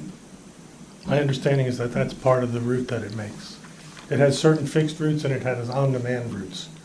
So you Okay. can call and make an arrangement to have them pick you up and take you someplace, or you can be at the stops like the supermarket and the library. Okay, and the library knows that, I've never seen the link at the library or anything like that. That's why I'm wondering if the library or the post office, and I think Princeton Hydro is also there, if they're aware that the link is gonna be stopping there. I haven't asked any of those people, and I think Princeton Hydro moved from those offices. Oh, I did? They still have the other building up by the railroad, but Okay, and then this, I'm not sure who can help me, maybe Mr. Lanza can. With, the, senior housing, that's on a lottery basis, right? there is an affirmative marketing requirement where people make an application and they essentially get, So it's not East Amwell people? oh, it's not limited, it's a housing region that Right, consists of so multiple somebody counties. from Bedminster could fill out an application, and then they can either win or lose, and they move in. Or somebody from Pennington, let's say. So it's not, There's no East guarantee, Amwell, right. you can live here. Right, there may be some advantage to the fact that people in town may try to get, as soon as the marketing starts, they may be more aware of it than others, but you're right about that. It's Okay. not limited to, There's just some confusion, like, oh, if you live in East Amwell, you can live there, so that's not the case. All right, cool. that is the case, but it's not only people in East Amwell that can live there. Okay, all right. Thank you. Sure. Mr. Matthews? That was my question, but if I could just ask one follow-up to that. So there's no guarantee East Amwell residents have any priority, is what you're saying? They won't have any priority. In your experience as a planner, doing things like this in other towns, what's the probability or the percentage of residents who may actually, I mean, we have a lot of Asian residents who love the village, and I think if that was available to them, the crowd would feel different. So the fact that the chances are slim is another issue, so. I don't want to speculate because my testimony relies on what I know, and I don't have a good answer for your question because I really haven't measured any of that in any meaningful way.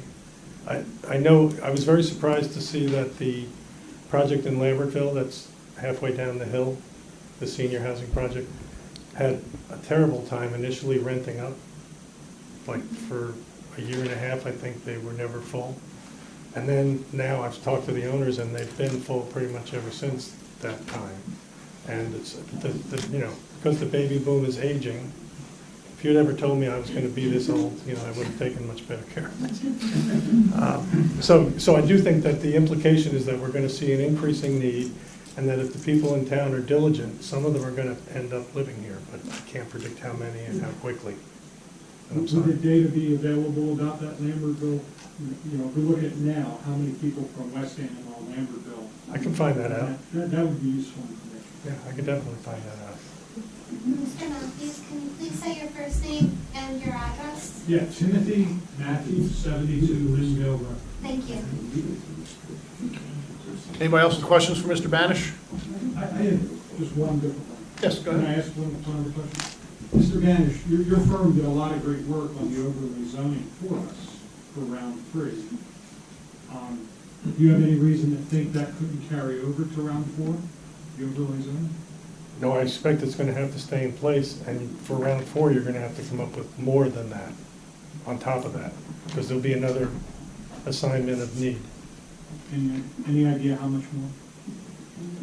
We really hate to speculate about that, but a lot of people take the total number that you've ever owed from 1986 till now, divide by the total number of years, multiply by 10, because it'll be a 10-year cycle. I haven't done that math in my head, and I wouldn't do it for the record, but you could do it if you wanted. Thank you. You're welcome. Anyone else from the public? Questions for Mr. Banish? Got ma'am in the back? Yep, come on up. Got too many papers, but I'll try. Laura Olson, 1123 Old York Road, Village.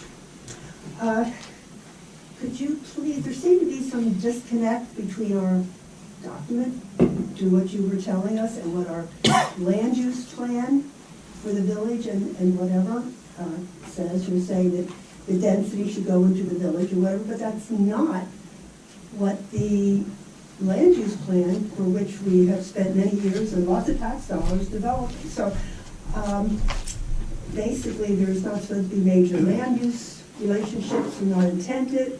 They're basically developed, major housing outside the village, and it's supposed to do local needs and services, et cetera. So, and then you're saying that we have all these other Can we do one at a densities, so time? that's where it goes, yes. Just one at a time, because then I'll be able to keep up with you. Oh, okay, sorry. No, that's all right. The reference to major developments not in the village, that's where we ended up with those 2 pieces of Thompson property out on 202, and the other 2 pieces of property on the west side of Ringo Road behind the church, going up toward... Exactly, that's okay. from the, and 2018, So, yes, I understand. so that That's reference what- that you made was to those places where major development, as I mentioned, 450 houses would be built on those 4 lots.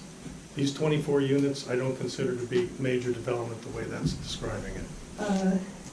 But this particular thing has been in place since at least 1992, I believe, this particular wording, et cetera. I believe you're right. I have to.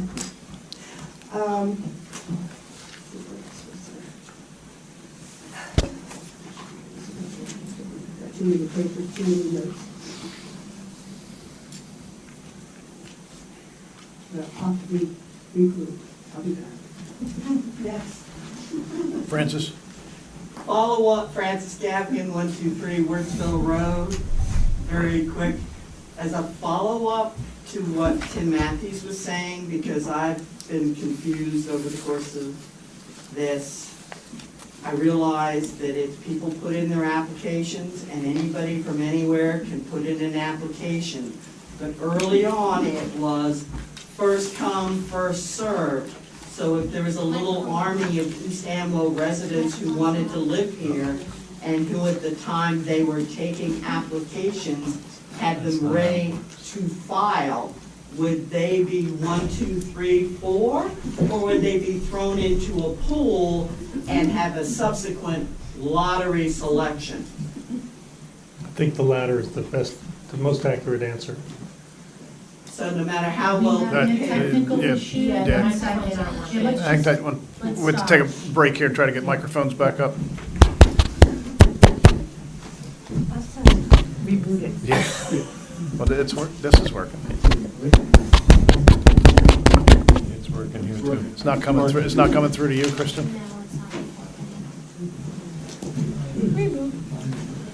We unplug it and plug it back in. That's what we did last time. That's my go-to. Everything that works better that way. I think it's Francis's camera's doing this. It's not my camera, my cell phone is 3 feet away.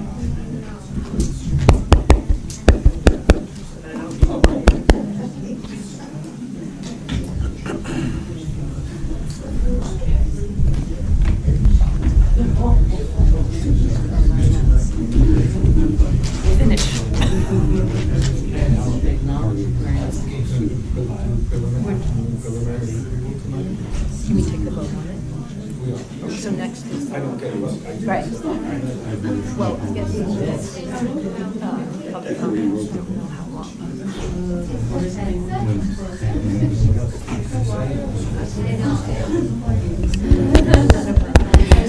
This is going through the speaker. This is going through the speaker, right? You can hear that? You can hear me?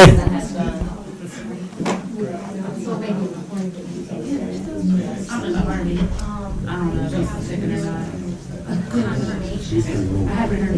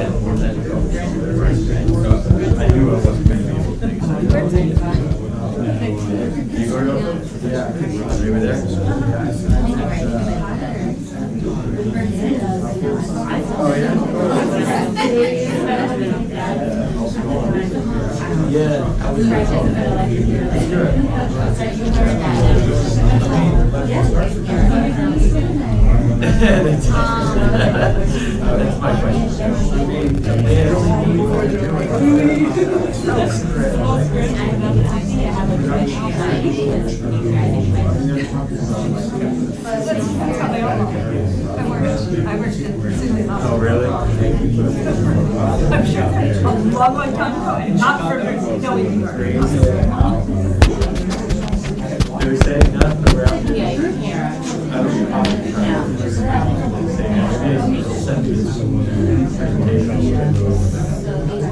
What you're doing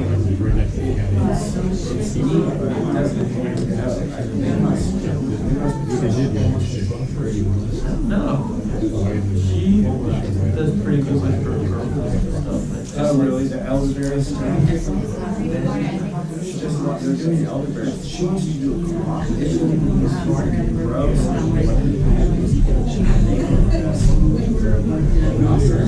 Yeah. Yeah. It has kind of stuff that I'm trying to do. And we're very good with stuff. Yeah. And the other cool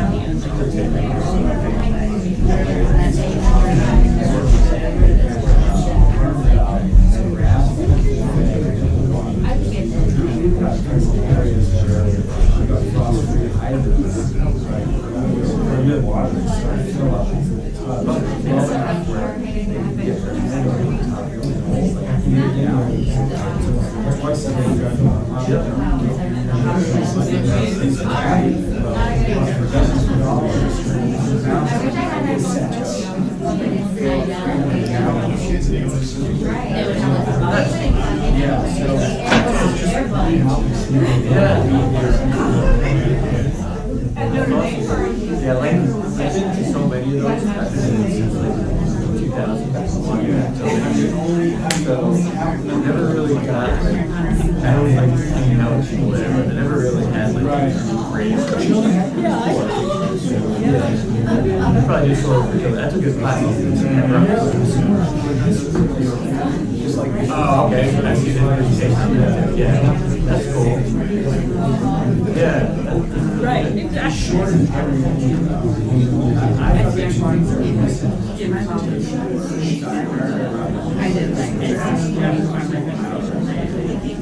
Well, that's not organic, do the certification side of things.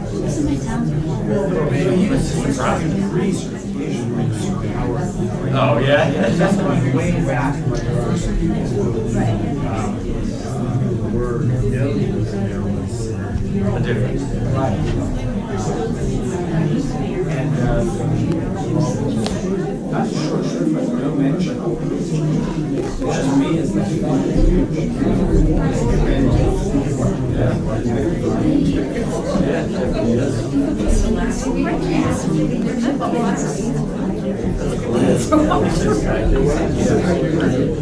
yeah. I had one place,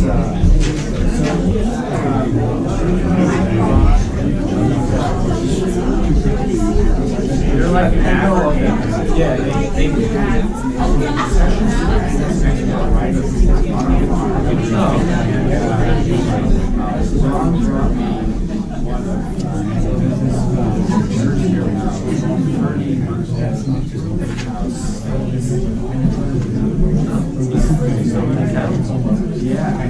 guess he buys, just raise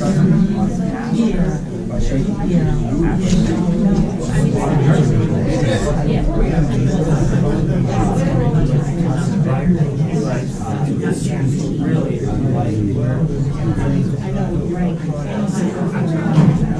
makes ground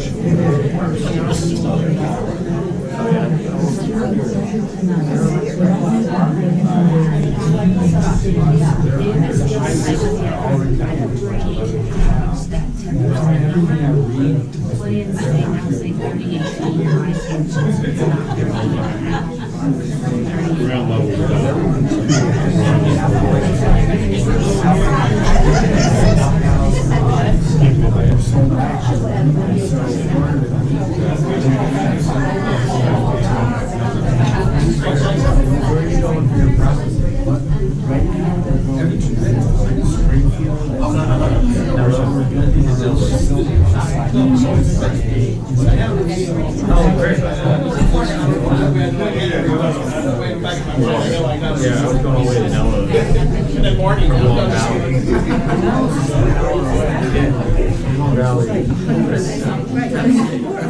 Yeah, he did a bunch of grades. I don't know what that was years ago.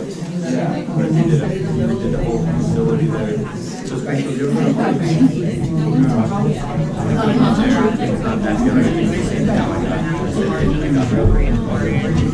Yeah, I was horrible. Yeah, we were so disappointed. Yeah. So I didn't get yeah. Now those things so you like started taking on that was when yeah, it's hard to get yeah, but that we were very really overrated.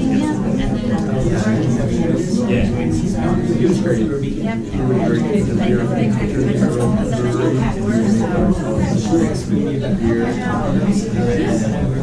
like his value. Yeah, that's fun. Chapter verse.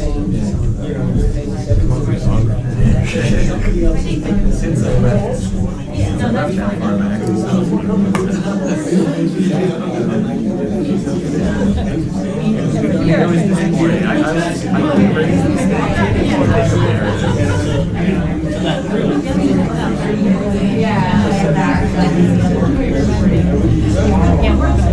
It's on YouTube. Here on YouTube. And everybody's back. Is it working?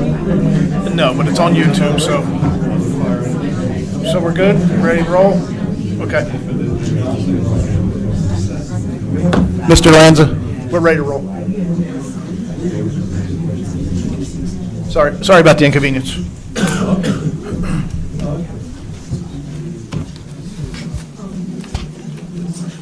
So we were open to the public, right, man?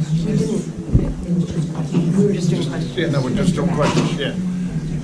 Any more questions for Mr. Banish from the public? Yes, ma'am. Come state your... Ann Christensen, 102 Lindbergh Road. I have a question. Is this really a community project? Because, you know, you're talking about residents of East Amwell are getting older, this and that. Who's making the decision on who's going in there? If it's affordable housing, it's people from anywhere. So it's really not serving members of this community. No, it will be serving members of this community and of the communities within a three-county region, housing region, that East Amwell is part of. So it won't be just people from East Amwell. Right, it'll be people from all over the state can have access to this. No, it won't be people from all over the state. The state is divided up into housing regions. We're in one of those regions, but it will be open to people in those other counties. What counties? Yeah, thank you. Yeah. I'm curious. Had to ask that. We're looking for it.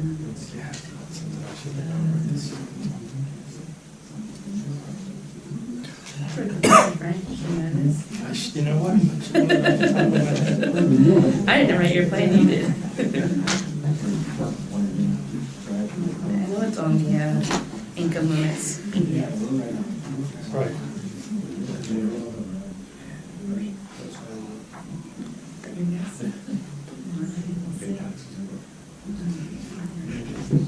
We are in Region 3, Hunterdon, Middlesex, and Somerset. Middlesex, really? Middlesex and Somerset. Thank you, Elena. That's Region 3? Correct. 3, yes. It's according to the 2022 Affordable Housing Regional Income Limits by Household Size, released April 28, 2022. Thanks, Elena. Any other questions for Mr. Banish? I have a question. Should I ask it now? Yes, go. Will the applicant be providing its own administrative agent services? I don't know that we talked about that before. Okay. There's a lot of questions about affordable housing and the placement and the regions, and I was just wondering if the applicant is going to use its own administrative agent services? In the cases I've worked with as a court master, I've seen it done both ways. I've seen the town retain an administrative agent that works on all the projects, and then I've seen individual projects retain their own administrators. We could probably ask the owners what they plan to do. Okay. I just don't, I don't want to guess. If I may? Mr. Conrad, yes, sir. So, actually, DCA will be the administrative agent for this project. They will be certifying the residents' income and also rents. Initial and also any tenants that we've been able to. So they'll be the ones accepting the applications? No, that's a separate. And they will be the administrative agent in terms of certifying the income levels and the rents.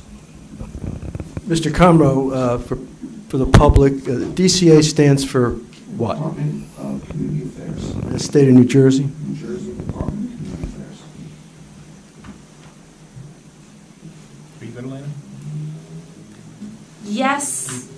look in your eye that you're not.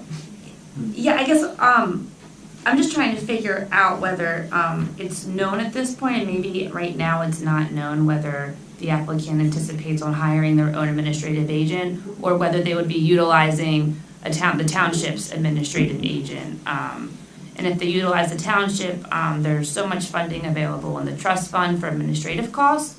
Otherwise, the township would be paying for the administrative agent to collect all the to do all the applications, and, post it in the appropriate locations and go through that whole process.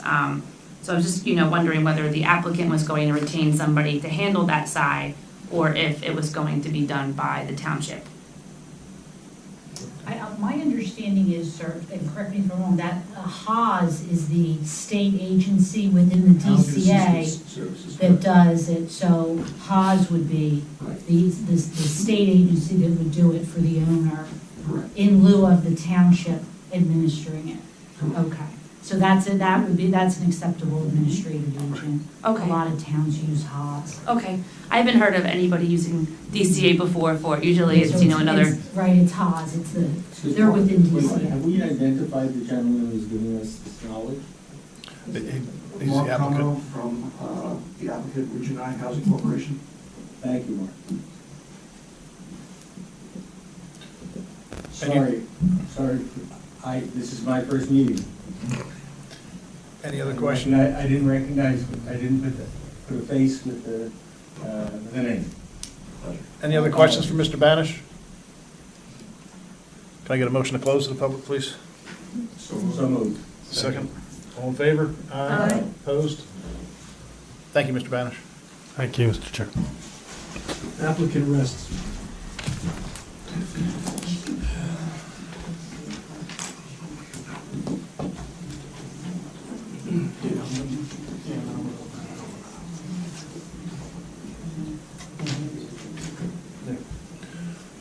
Mr. Ferrer, do you have any other comments, questions? No, Mr. Chairman, not at this point.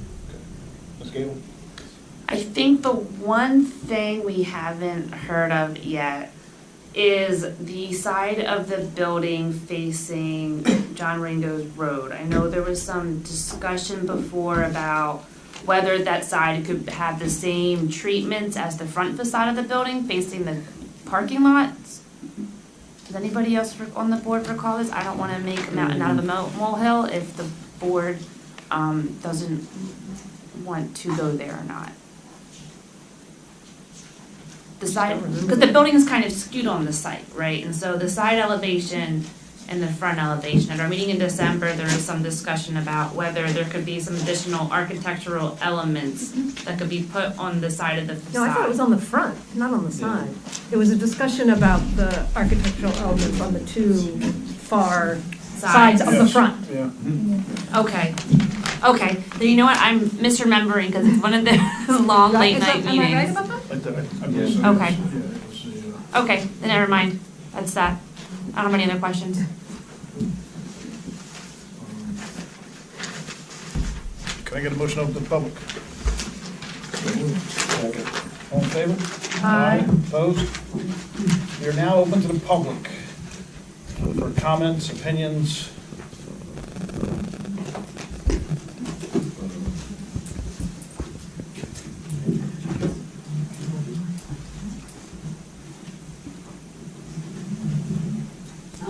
Curso, Morrisville Road.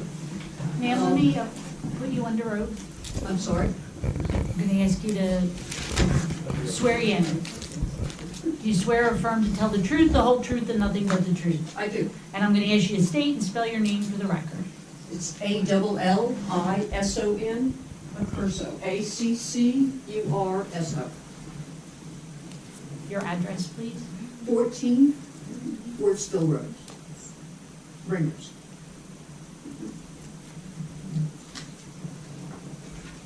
This project is literally in my backyard, the Region 9, that comes down to about 20 feet behind my garage.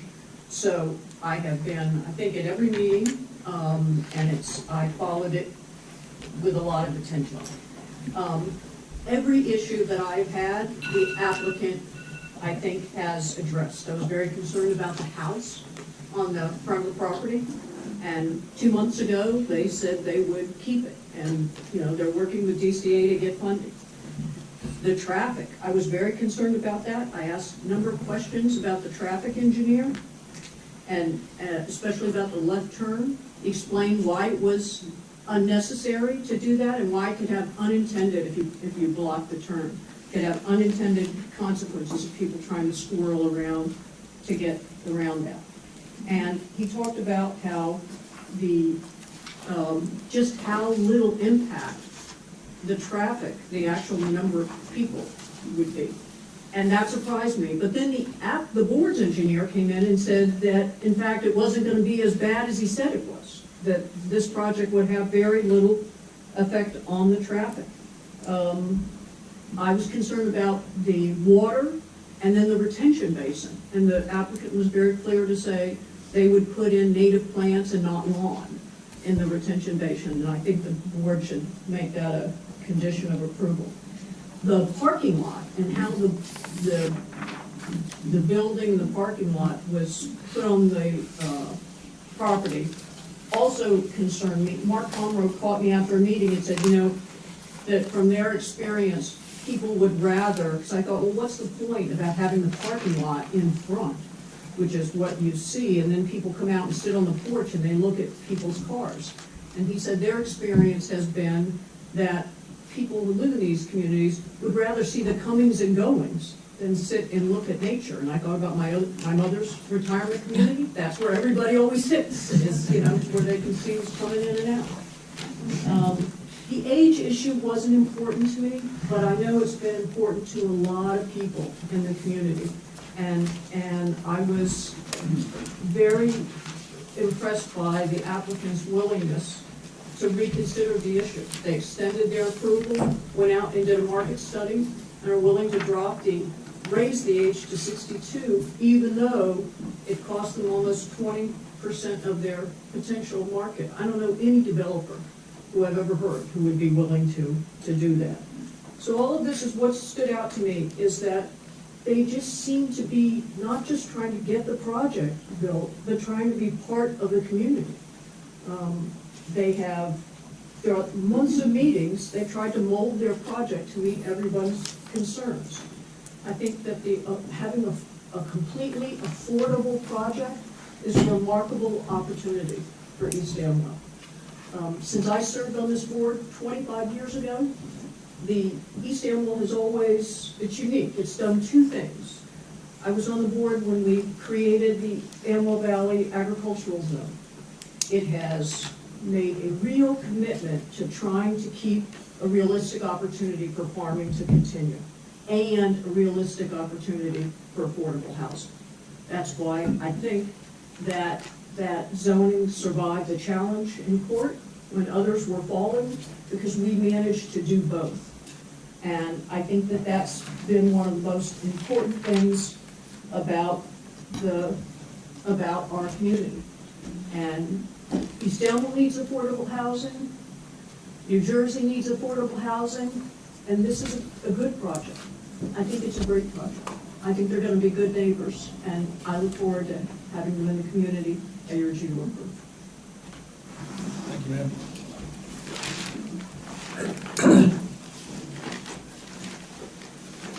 Anybody else? Mr. Bond? David Bond, 325 County Road 579. Now, is Sorry, this the time we could just, I'm gonna put you under oath so you can speak. I'm sorry? I want to swear you in, sir. Can you raise your right hand to be sworn? Oh, okay. Do you swear or affirm to tell the truth, the whole truth, and nothing but the truth? I sure do. And please state and spell your name and address for the David, record. David, Bond, 325 County Road 579, Ringgoes, New Jersey, 08551. This is the point now that we, as public, can state our feelings, how we think about this whole project. This is it, Okay. sir. I'm going to just hinge my feelings again on the water and the sewer. As Frank read, high-density zoning is fine if we have adequate water and sewer. And that's a very You know, it's not a proven factor that we have all that. It sounds to me like there should be water and sewer, and there is these places all over the country, like the man stated, but almost all of them are on water and sewer. Very few, if any, are on well and septic. So think about that, and also think about this subdivision that they come up with tonight. Thank you. Thank you, sir. Anybody else? Ms. Wiggins? Ma'am, let me swear you in, Sworn in. please. Do you swear or affirm to tell the truth, the whole truth, and nothing but the truth? Yes. Please state and spell your name and address for the record. 75 John Ringo Road, Noel Wiggins. Wingos, New Jersey.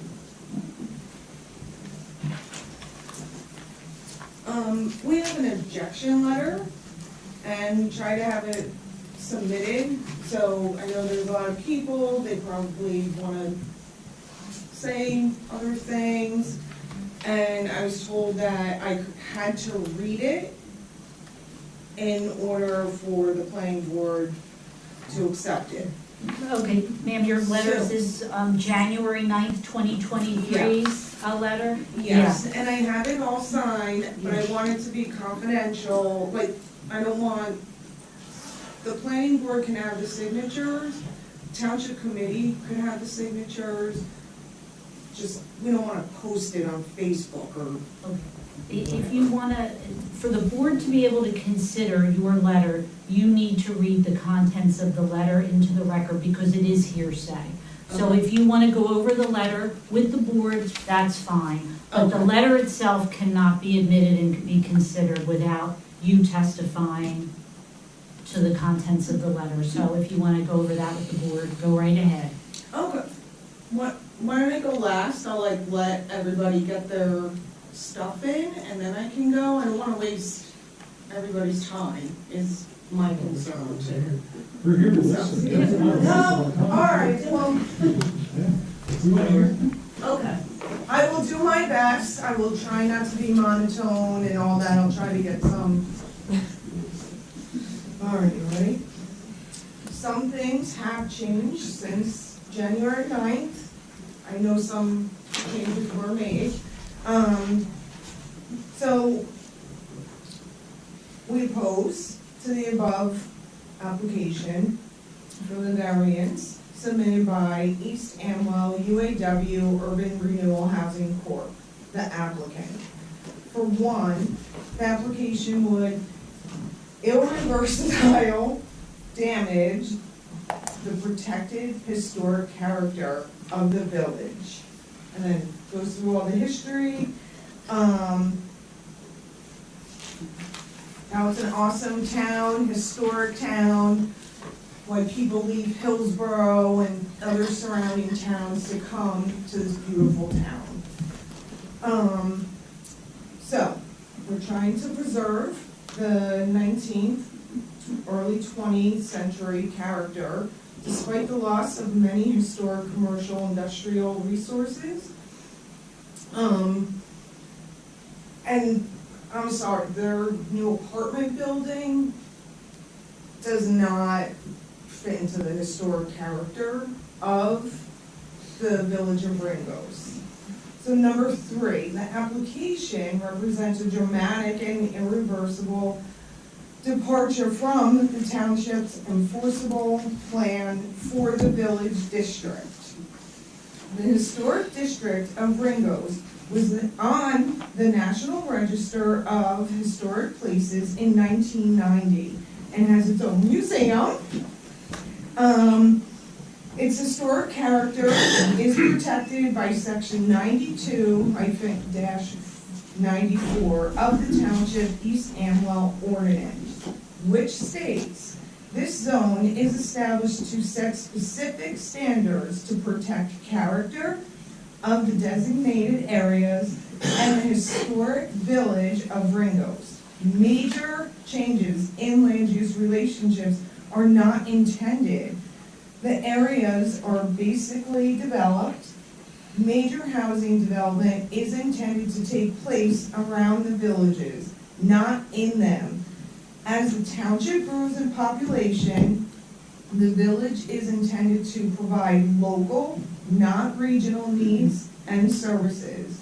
Rather, other commercial services should be provided in order to protect the present balance of the commercial and residential uses having merged in the rural area.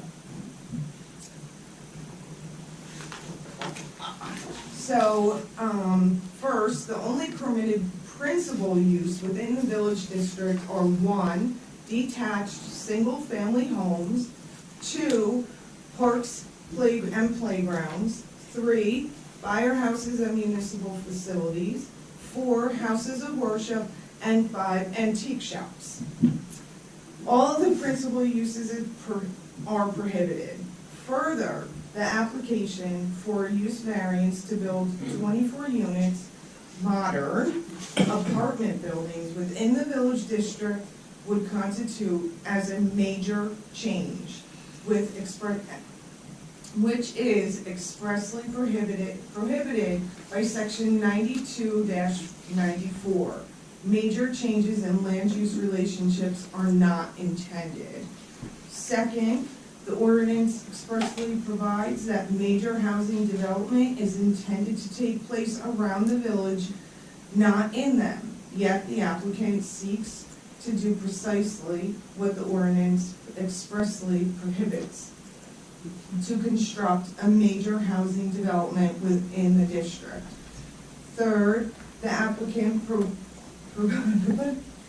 structures would damage the historic character of the district, which the ordinance was to protect. The applicant's proposed structure does not have the charm of the historic village of Ringgoes.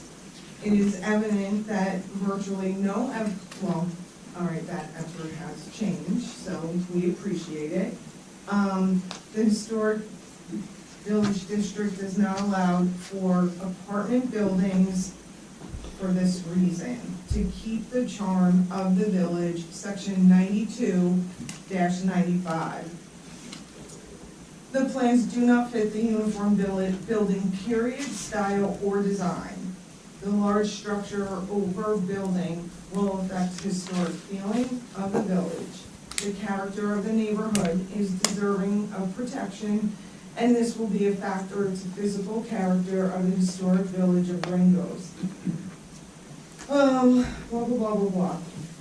Views. For some of the surrounding homes, the apartment building will ruin the views of visual enjoyment of open areas shared by the community as a whole, and negative impact of insensitive and obstruction, overbuilding on greenery and openness. Applicants' own reports state that the adjoining residents will experience light glare at night. Drainage and septic. I need my glasses. The foundation of older homes, and this is really, okay.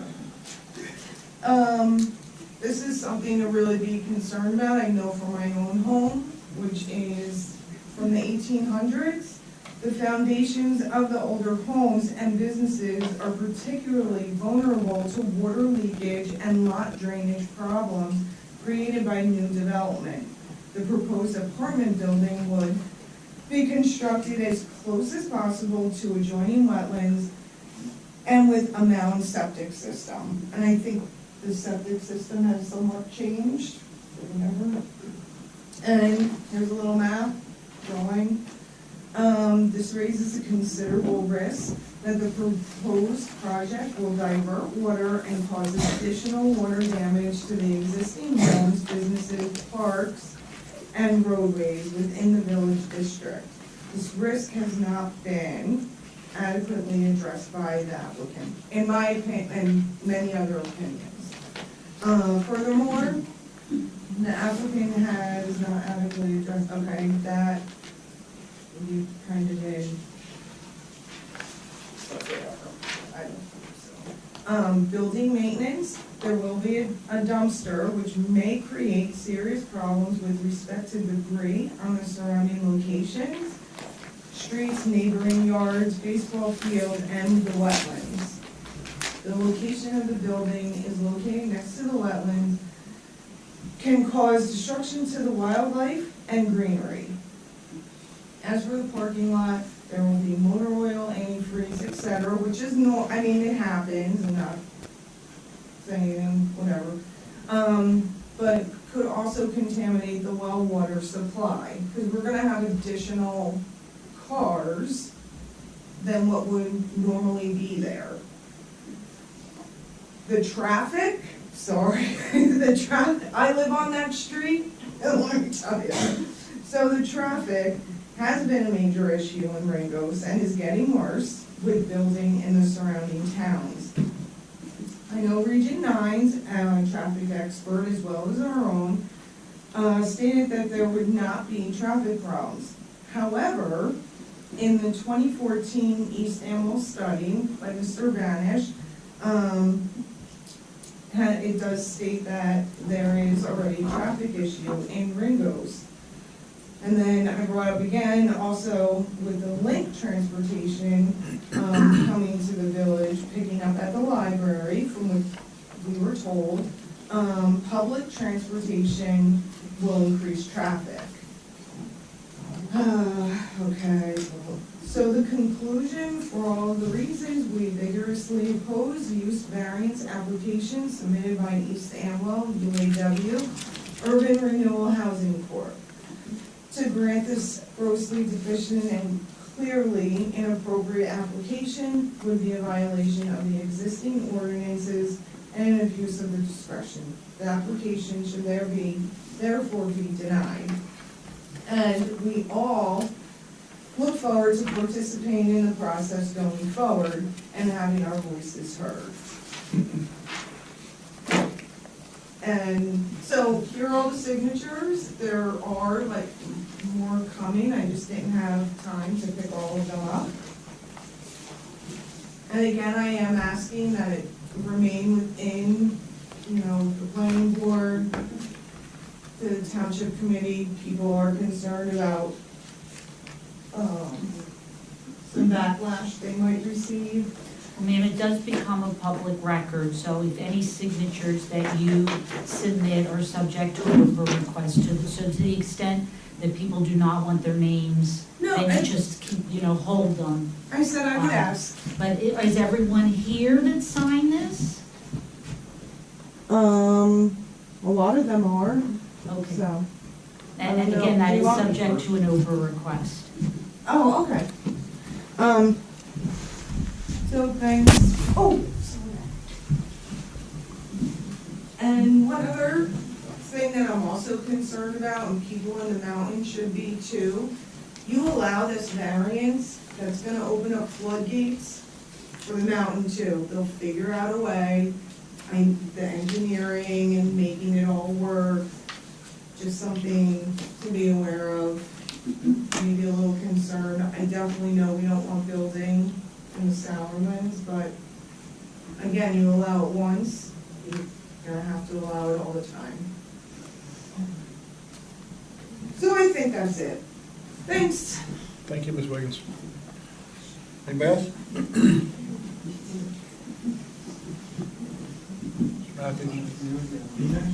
Yeah, we're gonna work this side and come over here.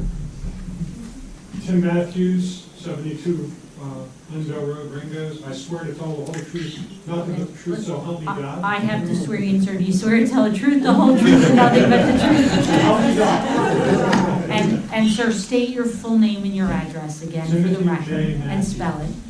72 Linville Road.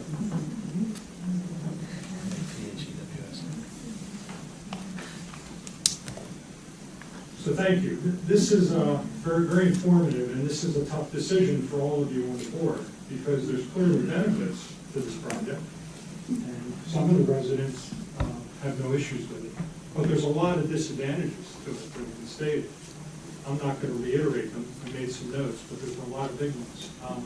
But I would like to say, from a perspective of having been an elected official, that every year, we go through an election cycle in this town, and everyone argues about development, right? Both sides. As long as I've been involved, everyone says, they're the developers, and they're the developers, and we say, we're not the developer, and we're not the developer. All of you are appointed by an elected official, who you believe their brochure with, that they are against development. I counted at least a dozen times that the attorney referenced the word development in this project. And they even said it's a massive development, or a significant development, or it's a dense development. So this will be the biggest development in East Amwell for as long as I remember. So just remember that every year we go and vote for people who say they're against development, collectively. Him, me, who else? Who else is an elected person? Right? And then we appoint people to these boards. Right? You're not elected, you're appointed. So you have sort of a coattail character. The people that appointed you said they're against development. It's not inappropriate, it's true. Totally inappropriate. Okay. These people make their own decisions. That's fine. They're not beholden to you. This is my floor. They I are, can but speak. they're not beholden to you. I'm not saying they are. I live on the mountain. I sort of am neutral on this thing. But I know when I was elected to represent everyone. Right? So just remember that every year we fight over this argument. Here's the time where you're all going to be accountable for whether you are a developer, and we'll know who you are, or you're not a developer. Thank you. Anybody else going on this side here?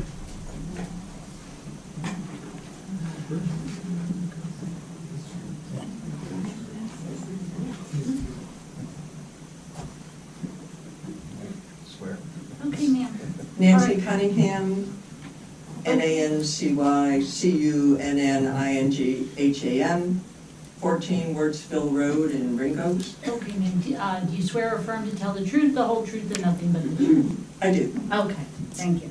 And I could be incorrect about this, but I believe the majority on the planning board has been appointed to the planning board by the previous Republican administration.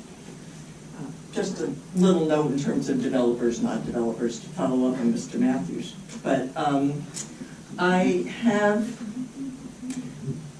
with me a written statement by Candace Wiggins, who is a resident of East Amwell on Old York Road, which she has certified with the language of certification that I understand if the applicant does not object to this statement being admitted to the record, that I could go forward and read this.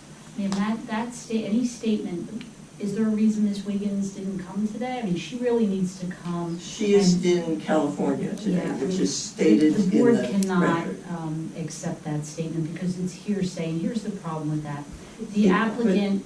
It's my understanding that if the individual uses the legal language of certification and sign it and date it, which she has, No. and the applicant does not object, that it's legal to read it Well, into the record. applicant should have an opportunity, whenever anyone provides testimony at a land use hearing, the applicant has the opportunity to cross-examine the witness. Right. So the applicant would be giving up their right to be able to confront the witness, ask questions, and cross-examine the person on that statement. Right, but if they agree to give up that right and allow this to be read, is that not legal? I mean, are you willing, counsel? Read it. I mean, counsel? I have to read it. Okay. Can't agree to something I haven't read. Yeah, the applicant's represented by an attorney, ma'am, so it's up to her attorney, or the applicant's attorney.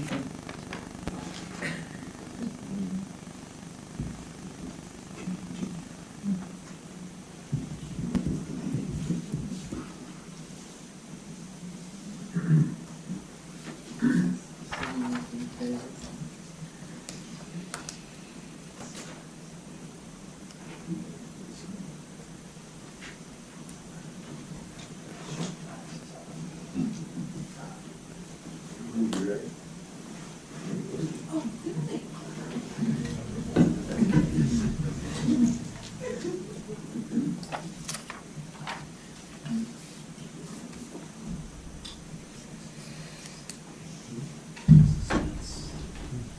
I have no problem with this letter.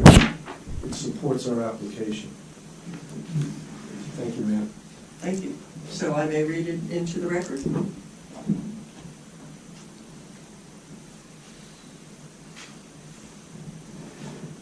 Another problem is the board will not have an opportunity to cross-examine this witness either, so you are giving up your rights. In the past, we haven't allowed this. I mean, you're giving up. We haven't, people have to be present to. Yeah. Because we've had the same situation before where people were on business trips and away, and they could not be here to testify, and it's not. I understand what the general practice is, but the law, I understood, if it's certified and the applicant doesn't object, that it's permissible. Also, the board wants an opportunity to cross-examine that witness or to ask that witness questions, and the board is not willing to waive that opportunity. That document contains hearsay and is not admissible, so you will not be allowed to read that into the record. But if you have anything you'd like to say, the board would like to hear from you. Yes. So I will, which I was planning on doing as well, but thank you for clarifying that. I live at 14 Wurtsville Road. The property abuts my backyard. And I agree with the statements previously given to you about the benefits of this project. I think that certainly affordable housing is a critical need. It's a very unusual opportunity for East Amwell to have a nonprofit organization who is willing to invest their resources into a project that's going to provide affordable senior housing for people in the area. And it's also will certainly very much benefit East Amwell in terms of the COA, satisfying COA requirements going forward in the next round. And you've heard this repeatedly, the number of houses that would, of market rate houses that would have to be built around East Amwell to give us the same number of affordable housing COA credits would be in the hundreds. And the overlay zones, one of the overlay zones is just off of Boss Road, right behind the houses on our main street. So it's right in downtown. It would be right in downtown Ringo's, and it could be upwards of 100 homes. So 2 or 3 cars or 4 cars that might be leaving the applicant's property during rush hour, or would be nothing compared to 100 homes putting traffic through our town. And this opportunity will not come by again. And I think it's a unique opportunity and is a great benefit to the community. And I would very much look forward to welcoming a number of new neighbors to downtown Ringo's. So I would encourage the board to approve this application. Thank you. Thank you, ma'am. Anyone else in the public on this side here? Sir?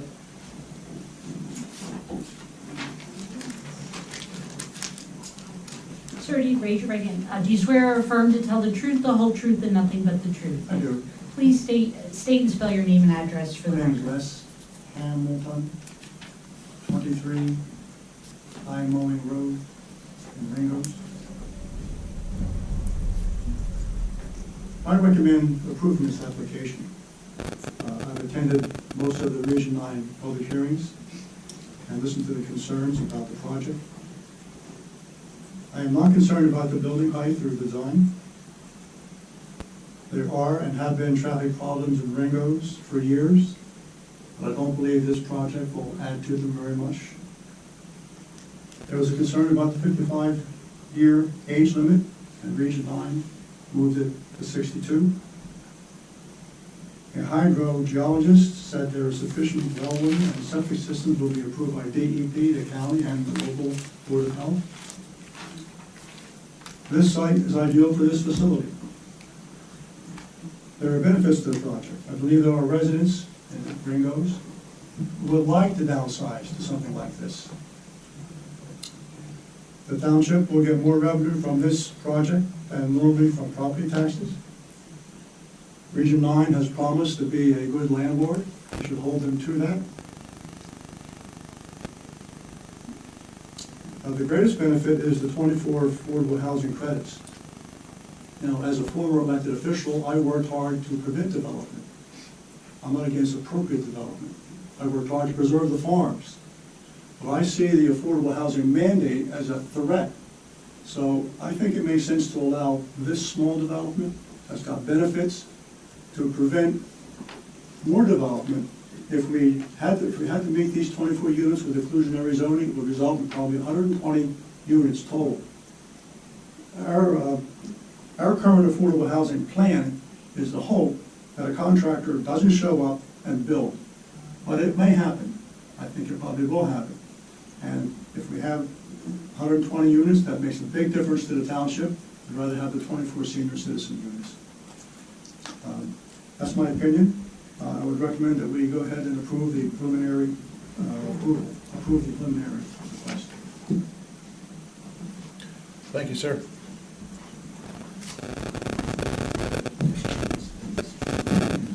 Anyone else on this side over here? Comments, opinions? This side, Mr. Wolf.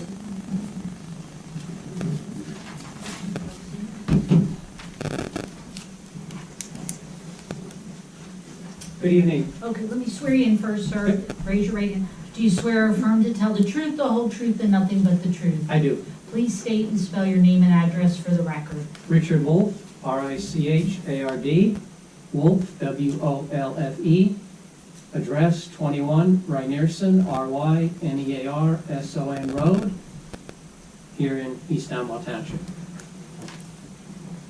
Thank you.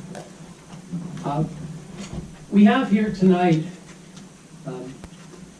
three, actually, in my view, very special speakers, each one of whom spoke out in favor of this proposal. We have Allison, we have Les, and we have Nancy. Why are they special?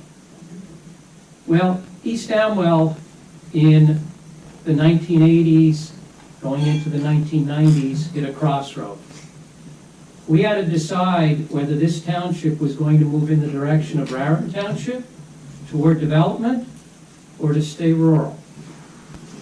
There was a small group of residents who strongly believed that the township should stay rural.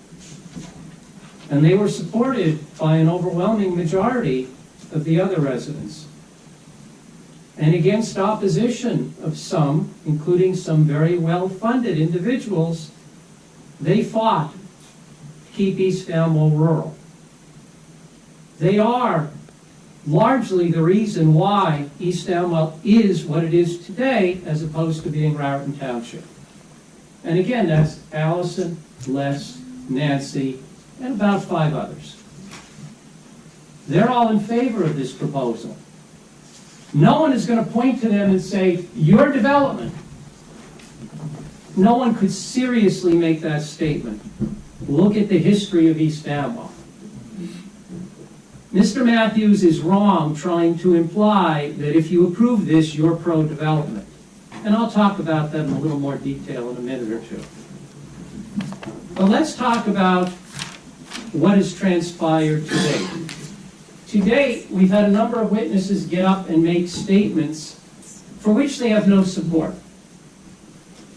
Massive traffic problems. It'll damage the character of the village.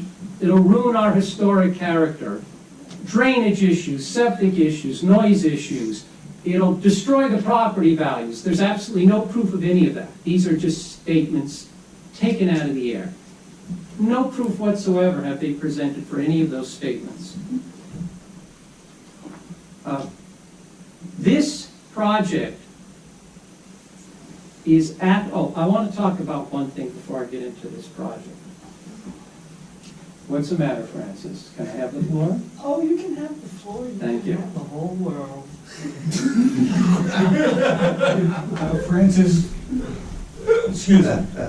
Francis, behave yourself for once in your life.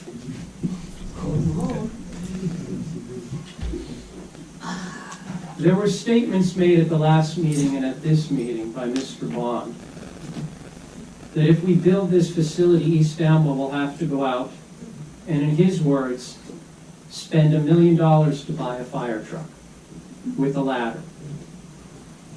He also said tonight that there's only one municipality within close proximity that could supply the ladder truck if there's a fire, and that's 20 to 30 minutes away. Well, I had a conversation with Max Jason. Max Jason is our fire chief.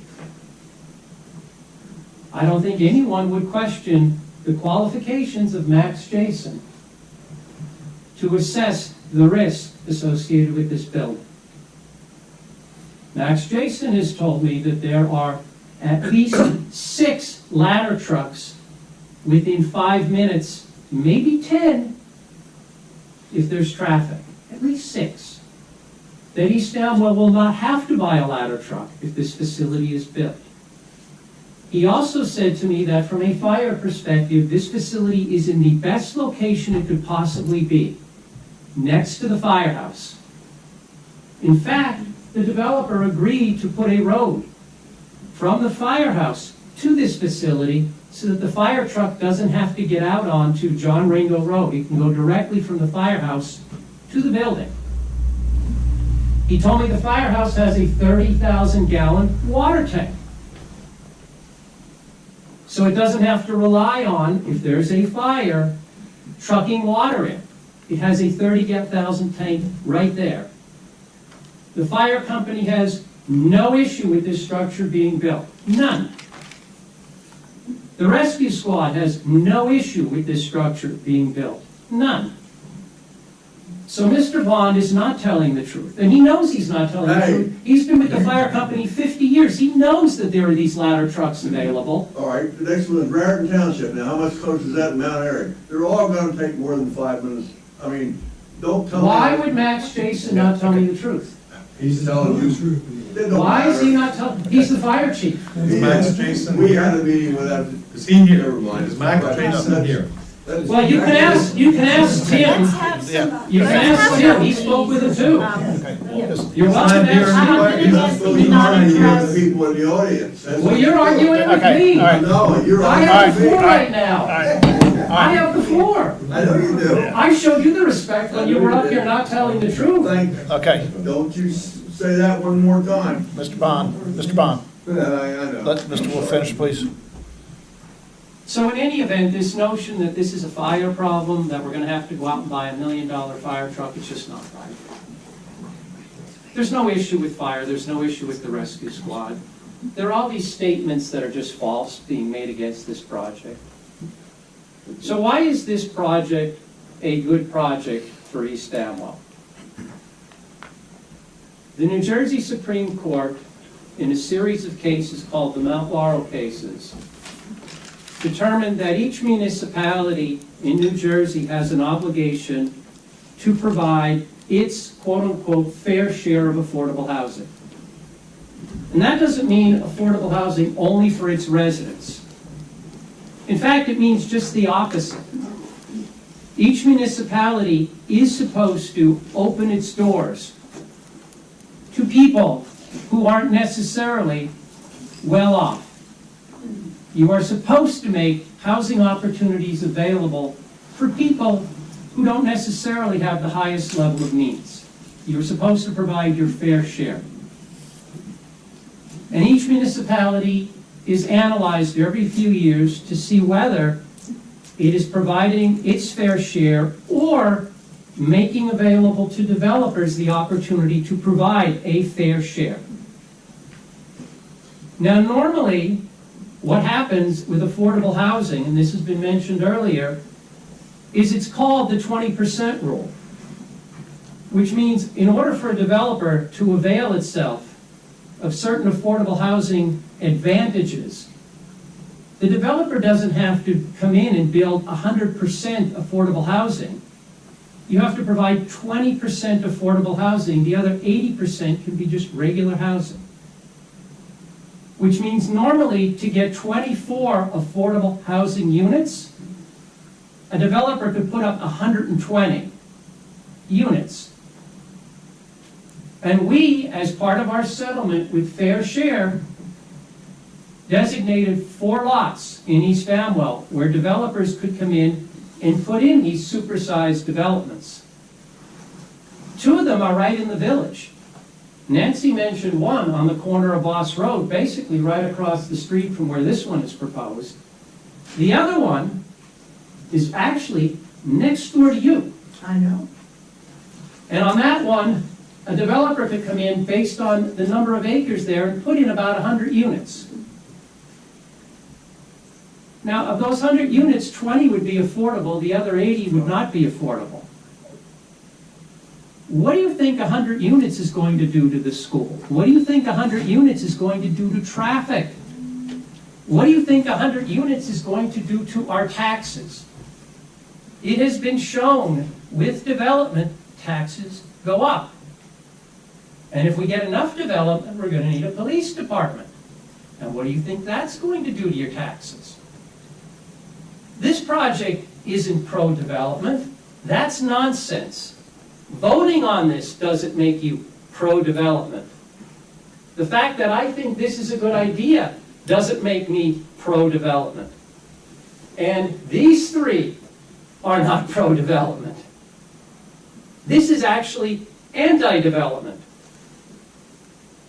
And come 2025, when we sit down with Fair Share, or with the mediator, which is more likely the case, and I've sat in on some of those meetings because I was an elected official here. Fair Share is going to look very favorably on East Amwell for adding 24 units of affordable housing. Our outstanding obligation is actually 89. Now, does Fair Share really think 89 affordable units are being built in East Amwell? Probably not. But that's the number they came up with. That's the number that we settled at. We build 24. Fair Share is going to be thrilled. Because I can tell you that the other municipalities that are similar to East Amwell and Hunterdon County ain't going to add 24 affordable housing units to their inventory. Fair Share is going to be thrilled. Then when we're negotiating, do we have to add additional farms? Because right now we have 4 of them on the list for development. And when Fair Share is sitting down and we're discussing whether we have to add additional farms, if you think those 24 units ain't going to weigh in our favor, you're wrong. Fair Share is going to be very happy that we got 24 additional units. So this is a good thing. And it's not all about, well, how many of these units are going to be occupied by residents of East Amwell. That's not the way the affordable housing rules work. Affordable housing is you're supposed to open your doors to anyone. So I joined my 3 colleagues there, 3 former, well, 2 former, I believe, elected officials. And I wholeheartedly support this. I think this would be an absolutely terrific thing for East Amwell. The character of the village has a very eclectic character. There's no single form of architecture in the village. It's very eclectic. The 2 big complaints about the village are the traffic and how many buildings are run down. This building is going to add to the aesthetics of the township. It's not going to take away. It'll help the businesses to some extent. Is it going to make a big difference? No, but it'll help. This is good all around. No one has made any valid argument to the contrary. So with that, I will sit down, but I strongly urge the board to approve this application. Thank you for your time and your patience. Thank you, Mr. Wolf. Anybody else on this side? Francis Gavigan, 1, 2, 3.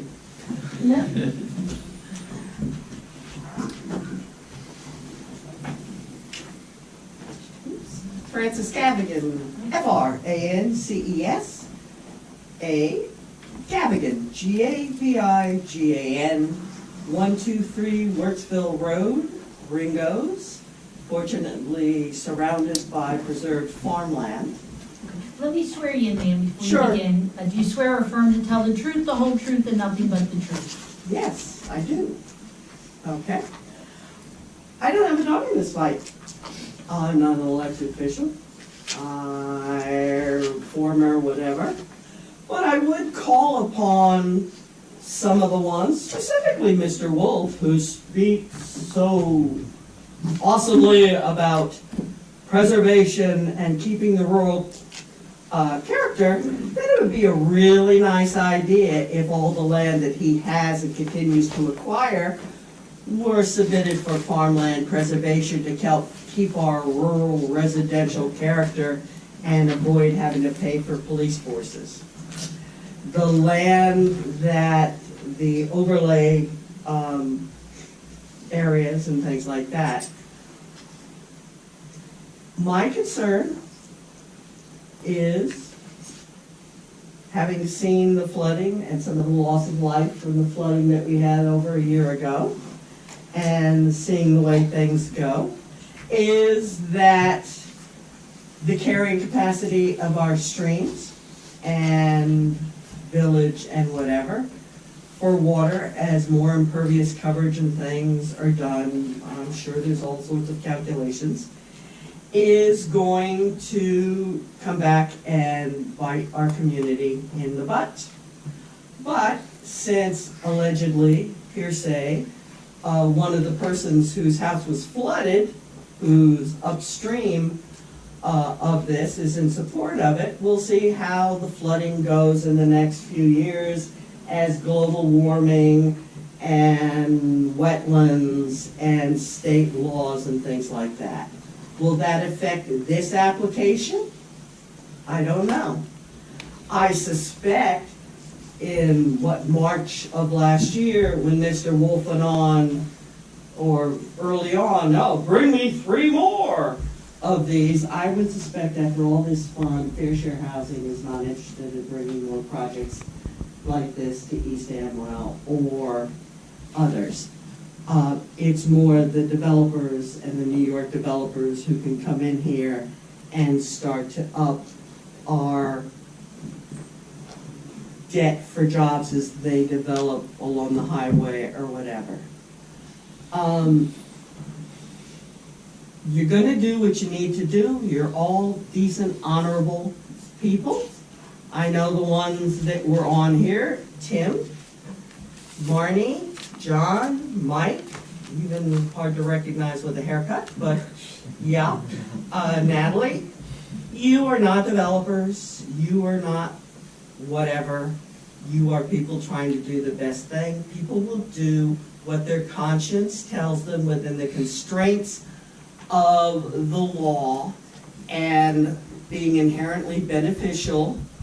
This is very likely going to get approved because you've got one hand tied behind your back, and also we're going to get all of this in the inherent wisdom of the state of New Jersey, the 3rd most populous county, Middlesex, in the state of New Jersey, is going to be ascending district, Somerset County, which is probably right up there, and little baby Hunterdon.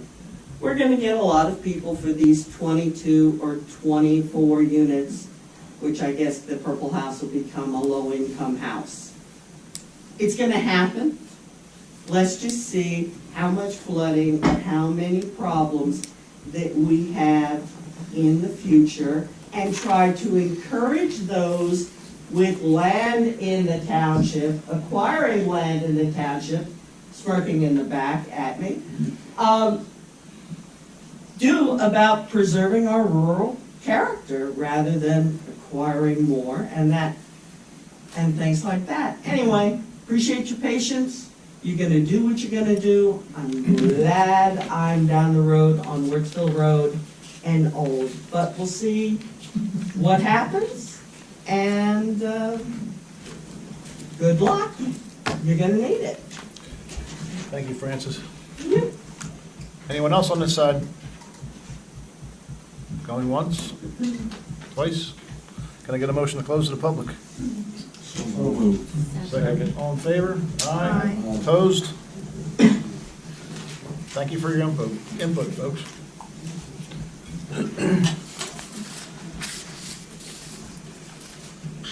So, how's everybody doing? Gonna start, Al? Sure. I'm assuming this is deliberation time, right? Yeah. Say what you gotta say. Before we deliberate, can I go over, do you need me to go over the law with you and That would- summarize? I think that's Just- great. That would be a great idea. helpful, and That then would be a great idea. We'll continue on. Okay, so you've heard, I just want to recap here. There's a number, you have to decide on these variances. You're here. What's that? Can't hear. Oh, you're sure. Okay, so I'm instructing the board, you have to decide on the variance relief that has been requested tonight. And it's in the form of what's called a D variance and C variances. And I know we have some new board members, so I want to go over this with you. The D variances are, require the highest standard of proof. That's the heaviest lift here, so to speak. And it's a more stringent test than a C variance. And in this case, and you've heard a lot of this tonight, this is a variance, this D variance here, which is to permit, bear with me a second, the 24 affordable units, senior units, when that is not permitted in the village district. Okay, so that's the basis of that D variance. That variance involves an inherently beneficial use. And the inherently beneficial use is that it's twofold. It involves affordable housing and it's senior housing. And I am instructing you that this application meets that. It is an inherently beneficial use. You really don't need to deliberate on that. The law in New Jersey is 50 years old, and the Mount Laurel line of cases are from the New Jersey Supreme Court, and it is a constitutional obligation, and there's really no use deliberating that. So this is an inherently beneficial use, but the analysis really doesn't stop there. What you need to look at is you have to weigh that inherently beneficial use, which is the affordable housing provided to seniors, and look at the positive and negative criteria and do a balancing test. It does make it more difficult for municipalities to exclude inherently beneficial uses, but you have to look at the negative impact of the use, and is that negative impact significant? So there's 4 steps involved in a case called, and we've heard about it, SECA versus Board of Adjustment of Township of Wall. You have to do the SECA analysis. Number 1, you have to identify the public interest at stake in the beneficial use. That's been identified. It's affordable housing, and it's age-restricted senior housing, so we don't really need to talk about that. But you have to identify, is there any detrimental effect if you grant this variance? And you know, again, it's the negative criteria here, so that is something you want to talk about. You've heard a lot of testimony over 5 days. What is the detrimental effect of granting this variance? And I think you need to deliberate amongst yourselves on that. Keep in mind that the detrimental effect can be reduced by imposing reasonable conditions, and you've talked about that too, and the applicant has agreed to various conditions to try and mitigate that impact, the detrimental impact. So you have to weigh that positive and negative criteria and determine whether the variance would cause a substantial detriment to the public good. So that is the SECA analysis for an inherently beneficial use. So that's your heavy lift here tonight. A couple of the other things, having the two principal permitted uses on the property, the applicant has indicated that they're going to do a subdivision for historical purposes to preserve the historical house. The height variance is not a D variance, we've heard, but it's really a C or bulk variance, and it's a much less standard of proof, a lesser standard of proof for a height variance. And I think what we've heard tonight is that the maximum permitted is 35 feet in the district, and they're proposing 38 feet 5 inches. But I believe that there's going to be some decorative feature that will exceed what is permitted.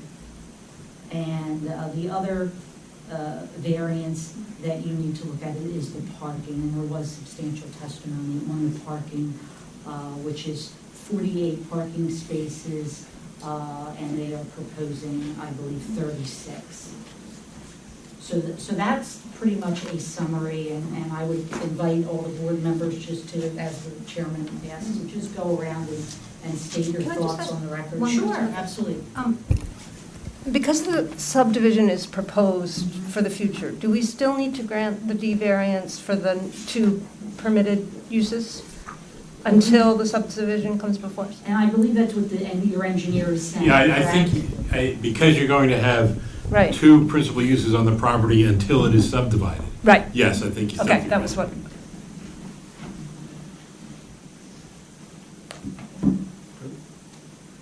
And if you have any questions, please ask me questions about that. All right, Al, go on. All right, I'll go first. We didn't hear any reports from like the fire chief. I heard both sides from the public, but we haven't seen any reports. I mean, that's a big concern of mine. I mean, God forbid there's a fire and it takes X amount of time, and I don't know what that time is to get a hook and ladder in there or whatnot. That's a big concern. Safety is number one. And I really feel that, this kind of facility that large in the village of Ringo is just doesn't fit for me. That's what I got so far. Okay. Jamal, you're next. I understand that the final proposal would be contingent on hydrologic studies and the state's approval of a treatment system. And if that can be subsequently met, the ability to mitigate any kind of environmental externalities of the project, I'm presuming that the residents that are going to be living there would support and sustain existing businesses, and I believe this proposal serves the public good, and I'll support it. Thanks, Jamal. Don? And I'm still a little concerned about the well and the septic, but I also want to tell you, I don't think I can vote on this application now because of their subdivision application, because I'm the Historical Preservation Committee Chair. I think that brings me up to a conflict of interest, whether it's either way that I vote. And I do not want to put this planning board in jeopardy for any vote that could be taken at this time. For myself. Because in other words, what I'm saying is, the houses, they're saying is going to preserve it historically. They're going to do a subdivision. I'm on the Preservation Committee. I'm the chair. We can't hear you. I'm sorry. I'm on the Preservation Committee and I'm the chair. And because I believe that there's a conflict of interest to me now, because I'm on both committees. And I do not want to jeopardize the application either way, whichever way the vote goes. And that's the way I'm just feeling at this point. I feel very uneasy about voting and putting this committee in jeopardy one way or the other. Appreciate that.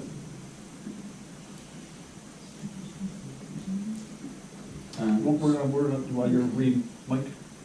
I think that the applicant presented a very compelling case. Was very willing. Sorry, I don't speak much. I think the applicant submitted a really compelling case. They were very, very willing to adapt. I am not a person of the village, so I can't speak to any of them, but I think that they provided a really compelling case, and I'm willing to get behind them. I do just want to clarify a lot of the conditions first. I don't remember all of them, so I think oh gosh, that's a long list. Yeah, so, and there's just a few that I'm more interested in. So, okay. I want to get input and deliberate here, but we'll get into the conditions and what have you, because we're going to incorporate our professionals into that as well. Okay. So, Excellent. Thank you. Okay. Natalie? Yeah, I definitely want to go over the conditions, because to be honest, Yeah. I'm sorry. I definitely want to hear the conditions, because to be honest, I'm very torn. With my line of work, I have a lot of people that do need affordable housing, and, you know, and I know I think it would be beneficial, but I also know the other issues that we deal with too, and especially in the town where I'm living. So I just need to go over the conditions, just to be completely honest.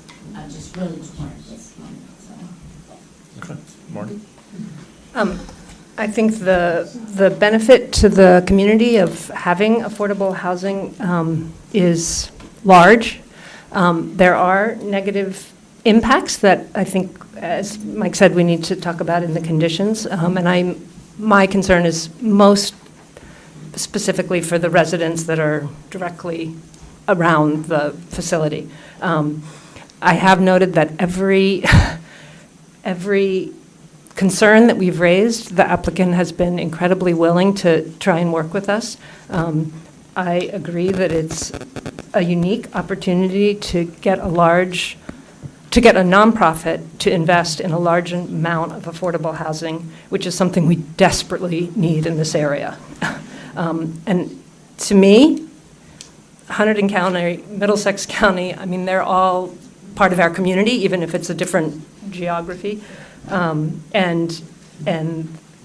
I do want to go over the conditions, and there's a lot of them, and they know there's a lot of them. But I think the benefit to our town outweighs the detriments. I guess I'm just going to throw my 2 cents in.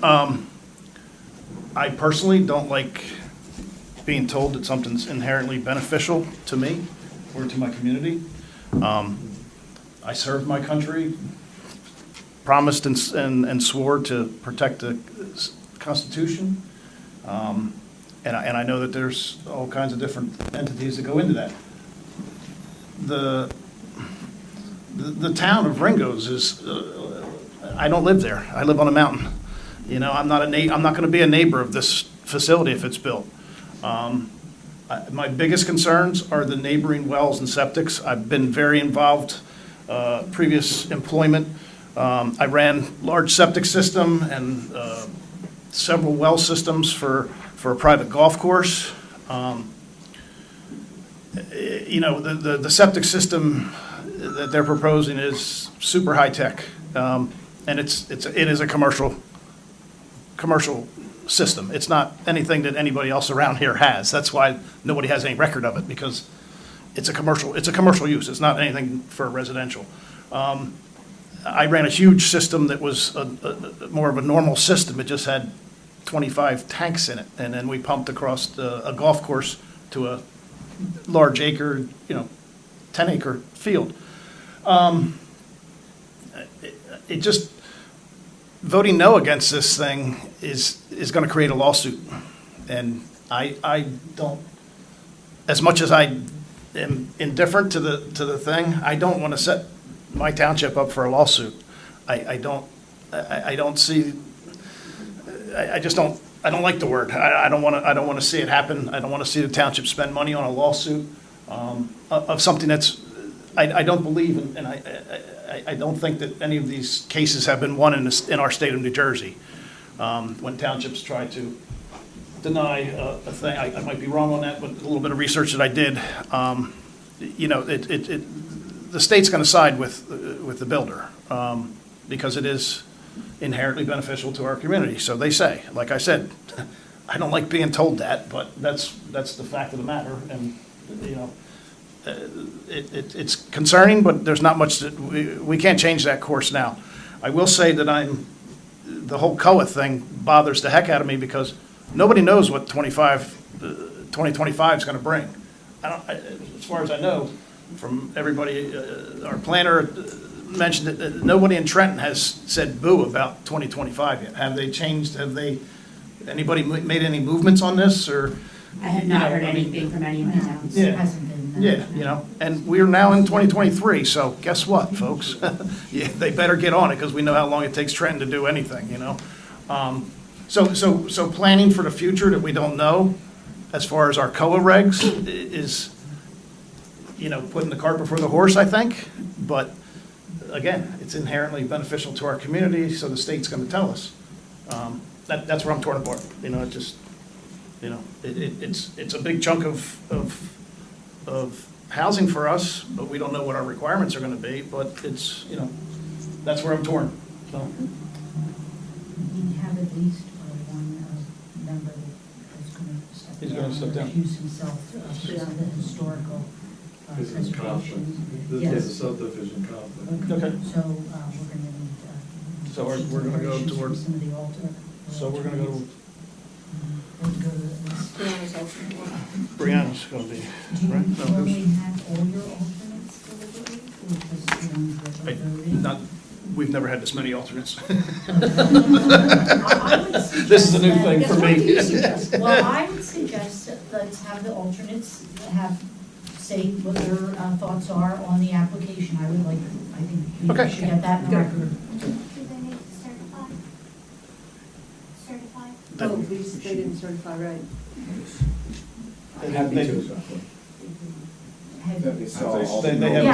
They Yeah, haven't certified the Have you tape. read all the transcripts and are up to date? Over 30 hours I have spent reading all of it. Okay. It should have only taken you 29.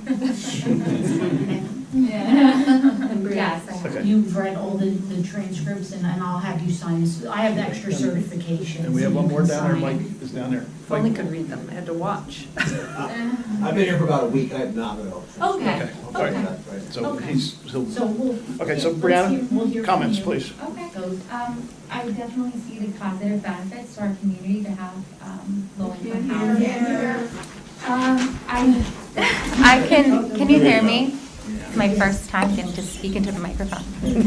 So I see the benefits to our community, of course, to have low-income housing and to be able to provide that to our community.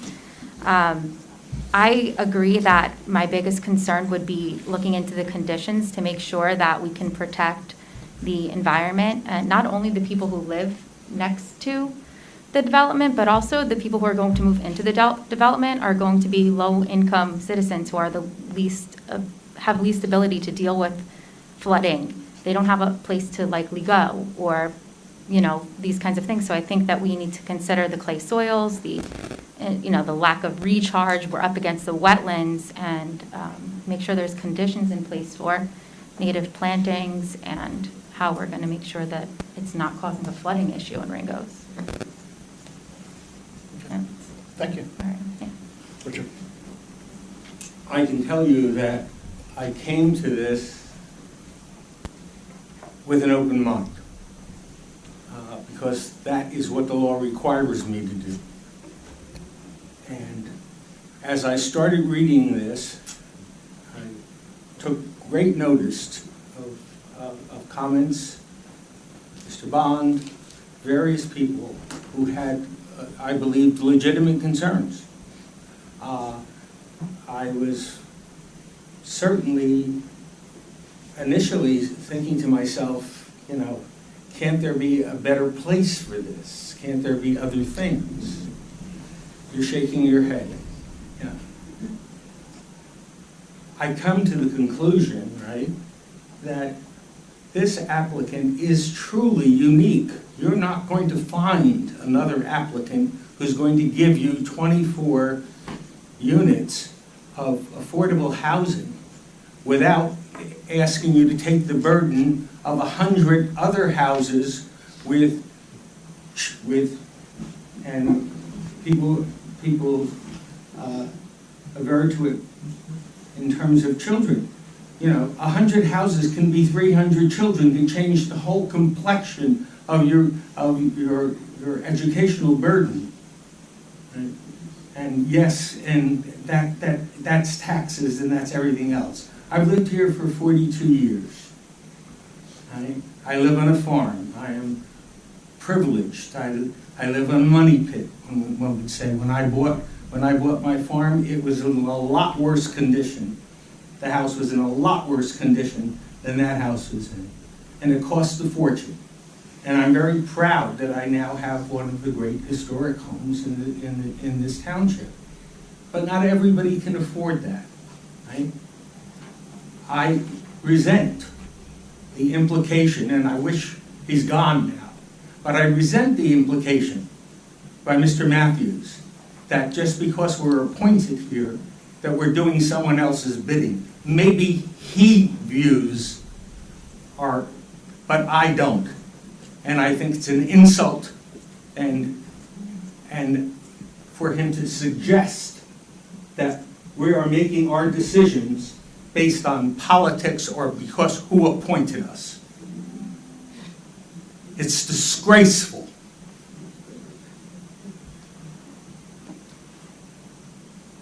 Now, all that said, this all comes down to the law and proofs. Right? Expert opinions are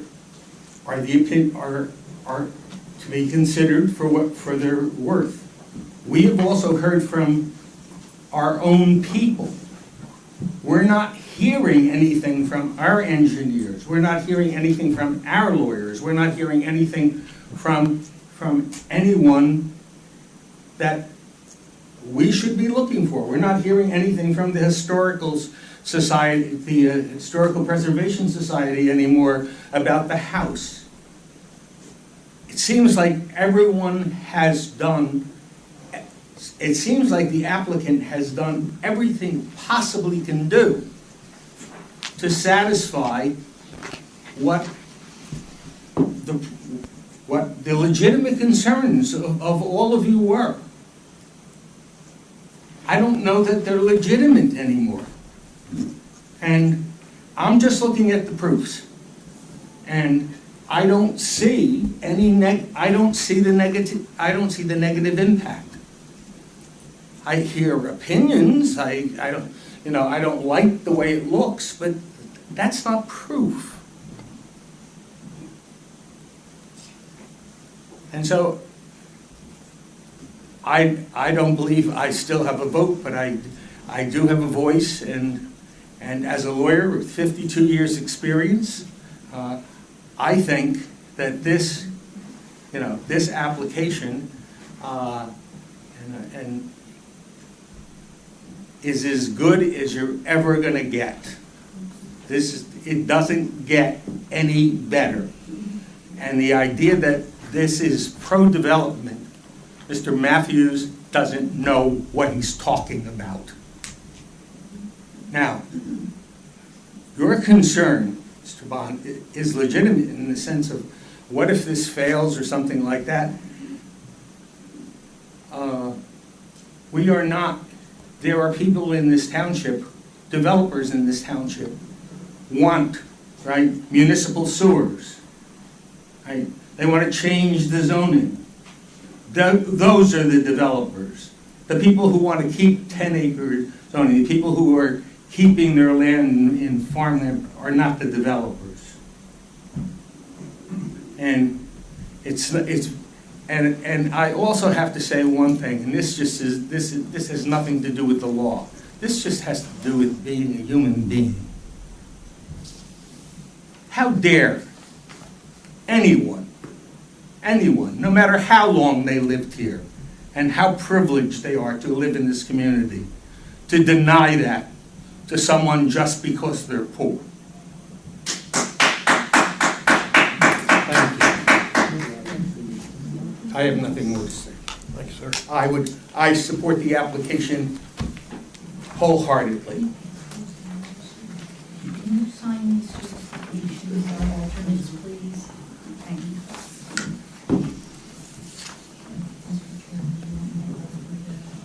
Yeah, yeah, why don't you- Yep, yeah, that'd be perfect. A few of you have asked to go over the list of conditions, and I think that's, would be appropriate at this time. And I'm gonna ask our engineer and planner just to double check me on this. If I forgot anything, just let us know.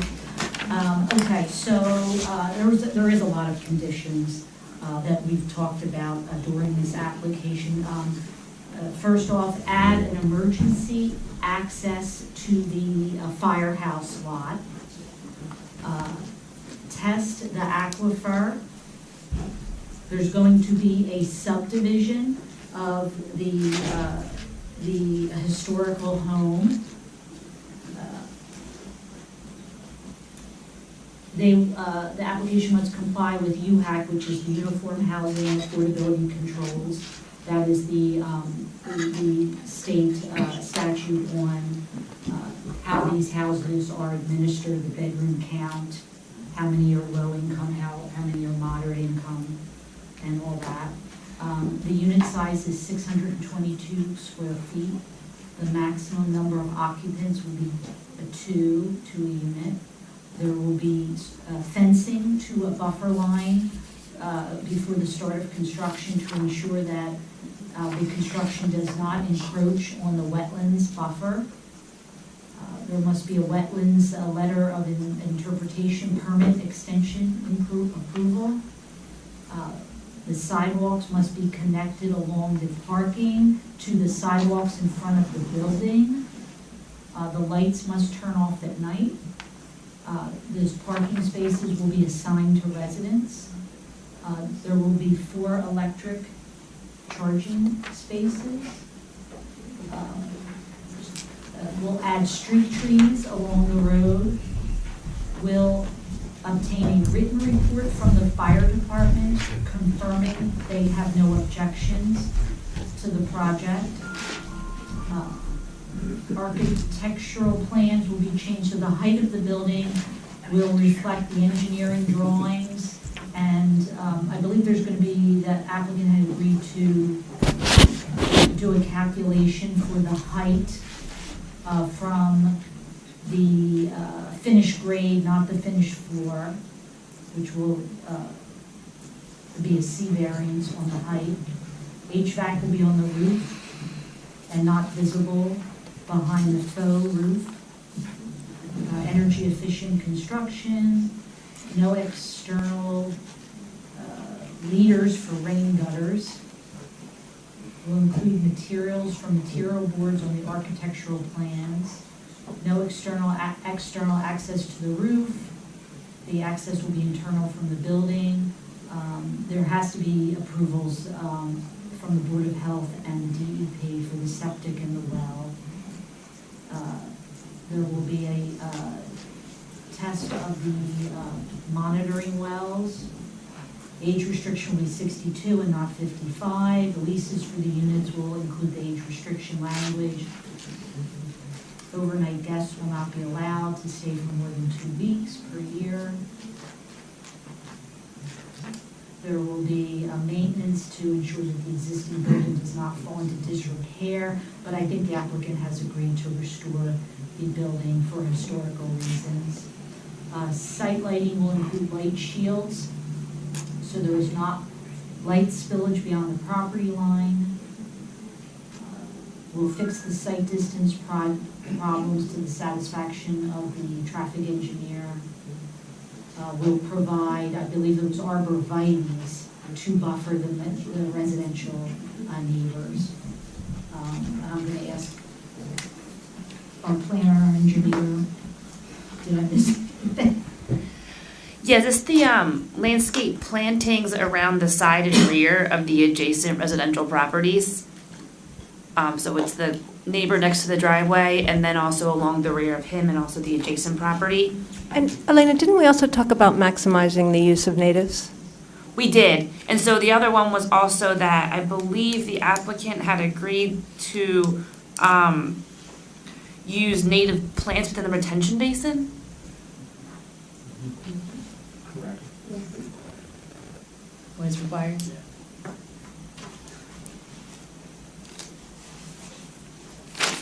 And that was a really exhaustive list of everything. One of the conditions is that the lights will turn off at night, which doesn't really make sense.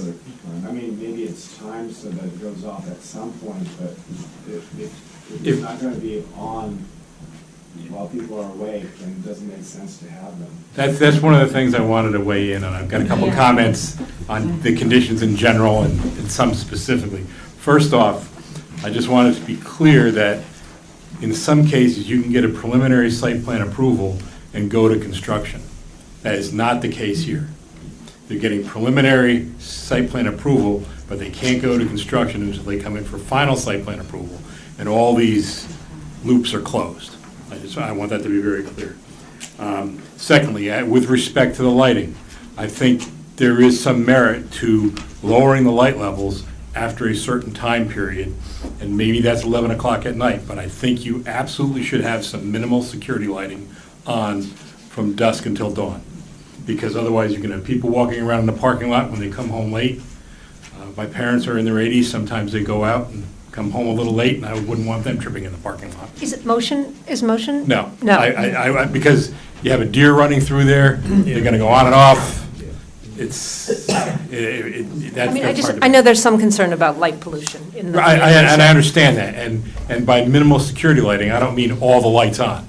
Maybe half or a third of them will remain on from dusk until dawn. Yeah, that makes sense. And we can deal with that in looking at the plan. And the question about the septic system approval, I just want to be clear about that, because technically, the Board of Health does not have authority to approve the septic. They don't, because the state regulations grant authority at the local level, the town and the county, to approve septic systems of 2,000 gallons a day or less. This is more than that. The state does not transfer that authority down to the local level. They will have to go through the state process. That being said, part of the process is to request commentary from the local Board of Health and the county Board of Health. That is a time where the local Board of Health can say, we think there should be a reserve area. Okay, I've seen enough of these. There may or may not be a reserve area required by the state. They do a very significant review of all these applications that come in, and frankly, it's 18 to 24 months to get all the approvals you need, because there needs to be, you need to address the things that have been brought up here. Because of the volume that goes to the septic system, a groundwater mounding analysis needs to be done, so you don't bring the groundwater up high enough that you impact the adjoining septics. That's part of the analysis that needs to be done for the state. Part of the well analysis is to make sure you don't draw down the water table enough to impact the neighboring wells as well. That's all going to be part of the DEP approval of the on-site disposal system and the public non-community well that'll be part of the project. And the only other thing I would mention is there are a number of waivers that have been, or actually just 4 waivers that have been requested by the applicant. And I'm sorry, because again, I will forget it. There was a report done by Collier's Engineering with a number of comments, and I think any approval should address all the comments in there. I haven't done a separate report, but I will review it for compliance with this and any other issues. Sorry. Thank you. And the waivers that have been requested is lighting so that it does not project off the property. The applicant's proposing some light spillage on the adjacent property. Parking space dimensions, a waiver on that from 10 feet by 20. The applicant's proposing 9 by 18. Location of parking areas are not supposed to be within, or are supposed to be, within 150 feet of the entrance of the building, and they're asking the waiver from that. That some of the parking would be more than 150 feet from the entrance, and then the active recreation requirement, a waiver on that as well. If I can make a comment on the waiver relative to the light spillage, the lighting plan that was done assumes no landscaping. So when the arborvitae row gets put along the property line, the lighting simply is not going to get through. So to me, that's rationale if the board wanted to grant that waiver.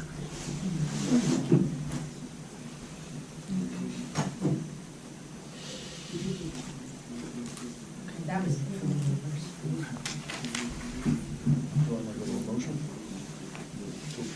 Yeah, you can, if anyone wants to bring forth a motion with all the variances, waivers, and conditions.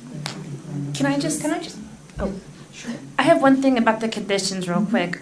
You referenced all applicable to UHAC. Could we also add and the township's affordable housing ordinances? There's a whole like article about, deed restricting and all of that, and that, any deed restriction will be in accordance and reviewed by the affordable housing attorney, all of that kind of stuff too. And also, I'm just possibly not understanding, they're asking for a waiver from the light, but then we also have a condition that there will be no light spillage, so. Yeah, that's what I think you need to think through. I think if you look at the plan, if you look at the photometrics that come out of the computer, it's going to show light spillage.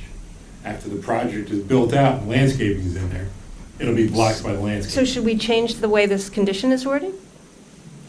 I think what you could potentially do is say that you're going to grant the waiver for the light spillage, subject to the planting of the solid row of arborvitae along the driveway. So do we still want to include light shields? So that is a requirement. I think you should put it in there because there may be some lights that need to be shielded, because usually the biggest problem with lighting is not the illumination levels, it's the glare of the source that you see. A shield would deal with that, so I think that's something that we would look at in the field once the project is constructed. So then, okay, so to recap, the motion would be for the D1 use variance to permit 24-unit affordable senior housing facility when the use is not permitted in the village district. A D1 variance to allow 2 principal uses on the property where only 1 is permitted.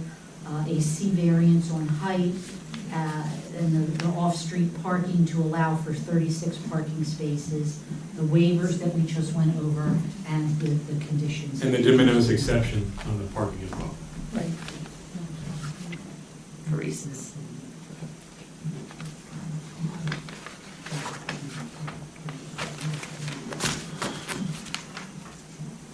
So can I get said motion? Somebody want to word that? Move that we grant 2 D variances, the C variances, the waivers, subject to the conditions as outlined. And the parking variance. Can I get a second? I think there was a condition that got missed. Yeah, We have to focus. we're close to the public, ma'am, I'm sorry. Deliberating and voting, so we have a motion. I have a motion.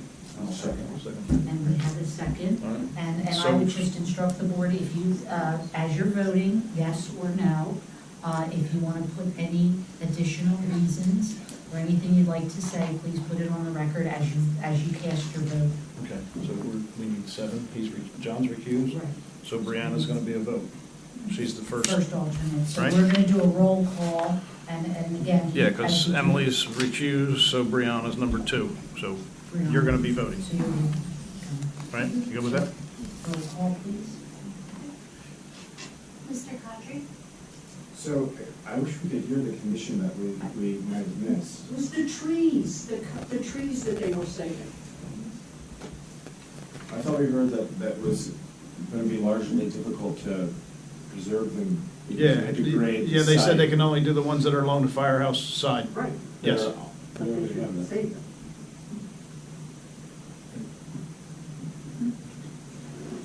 So I guess I'll vote in support as long as we can include the provision already agreed to that we are going to preserve the trees that are along the property line. With We'll add that into the conditions. And I think you'll see that when the final application comes in, because then the septic system will be graded out, and you'll see the real limit of disturbance. We'll see, I'm sorry, say that again, we'll see what? You'll see the actual limit of disturbance once all that's done.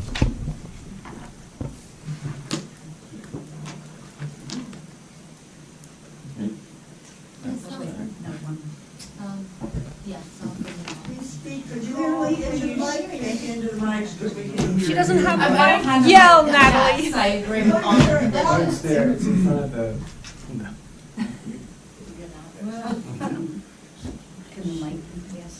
It doesn't go that far. The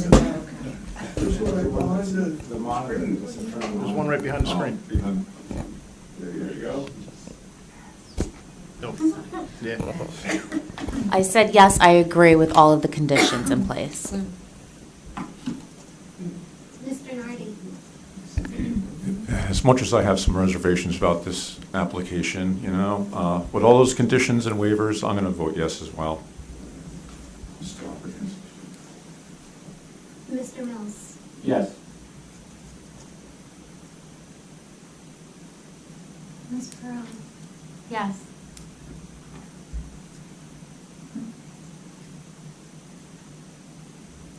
Ms. Stetson?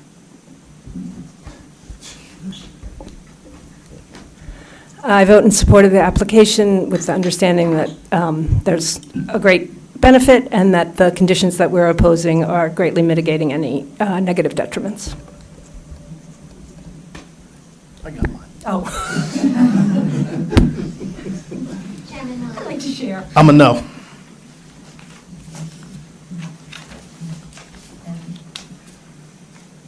Madam Secretary, please. 6 in favor and 1 opposing. So the motion is carried and the application is granted.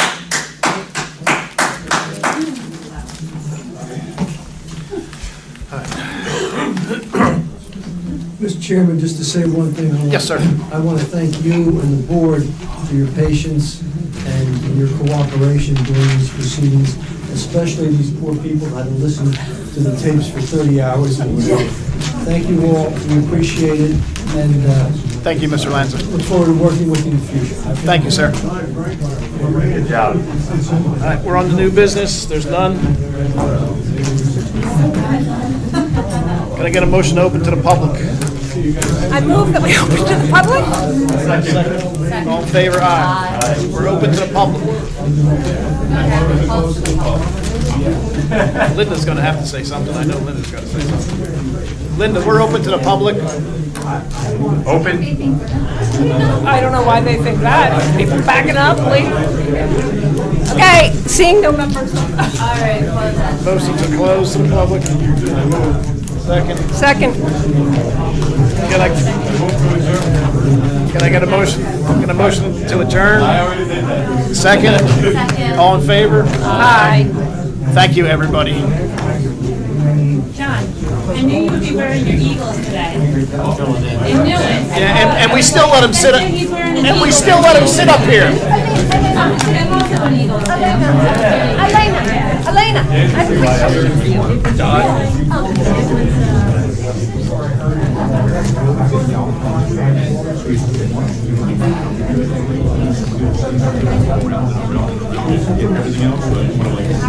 Everything.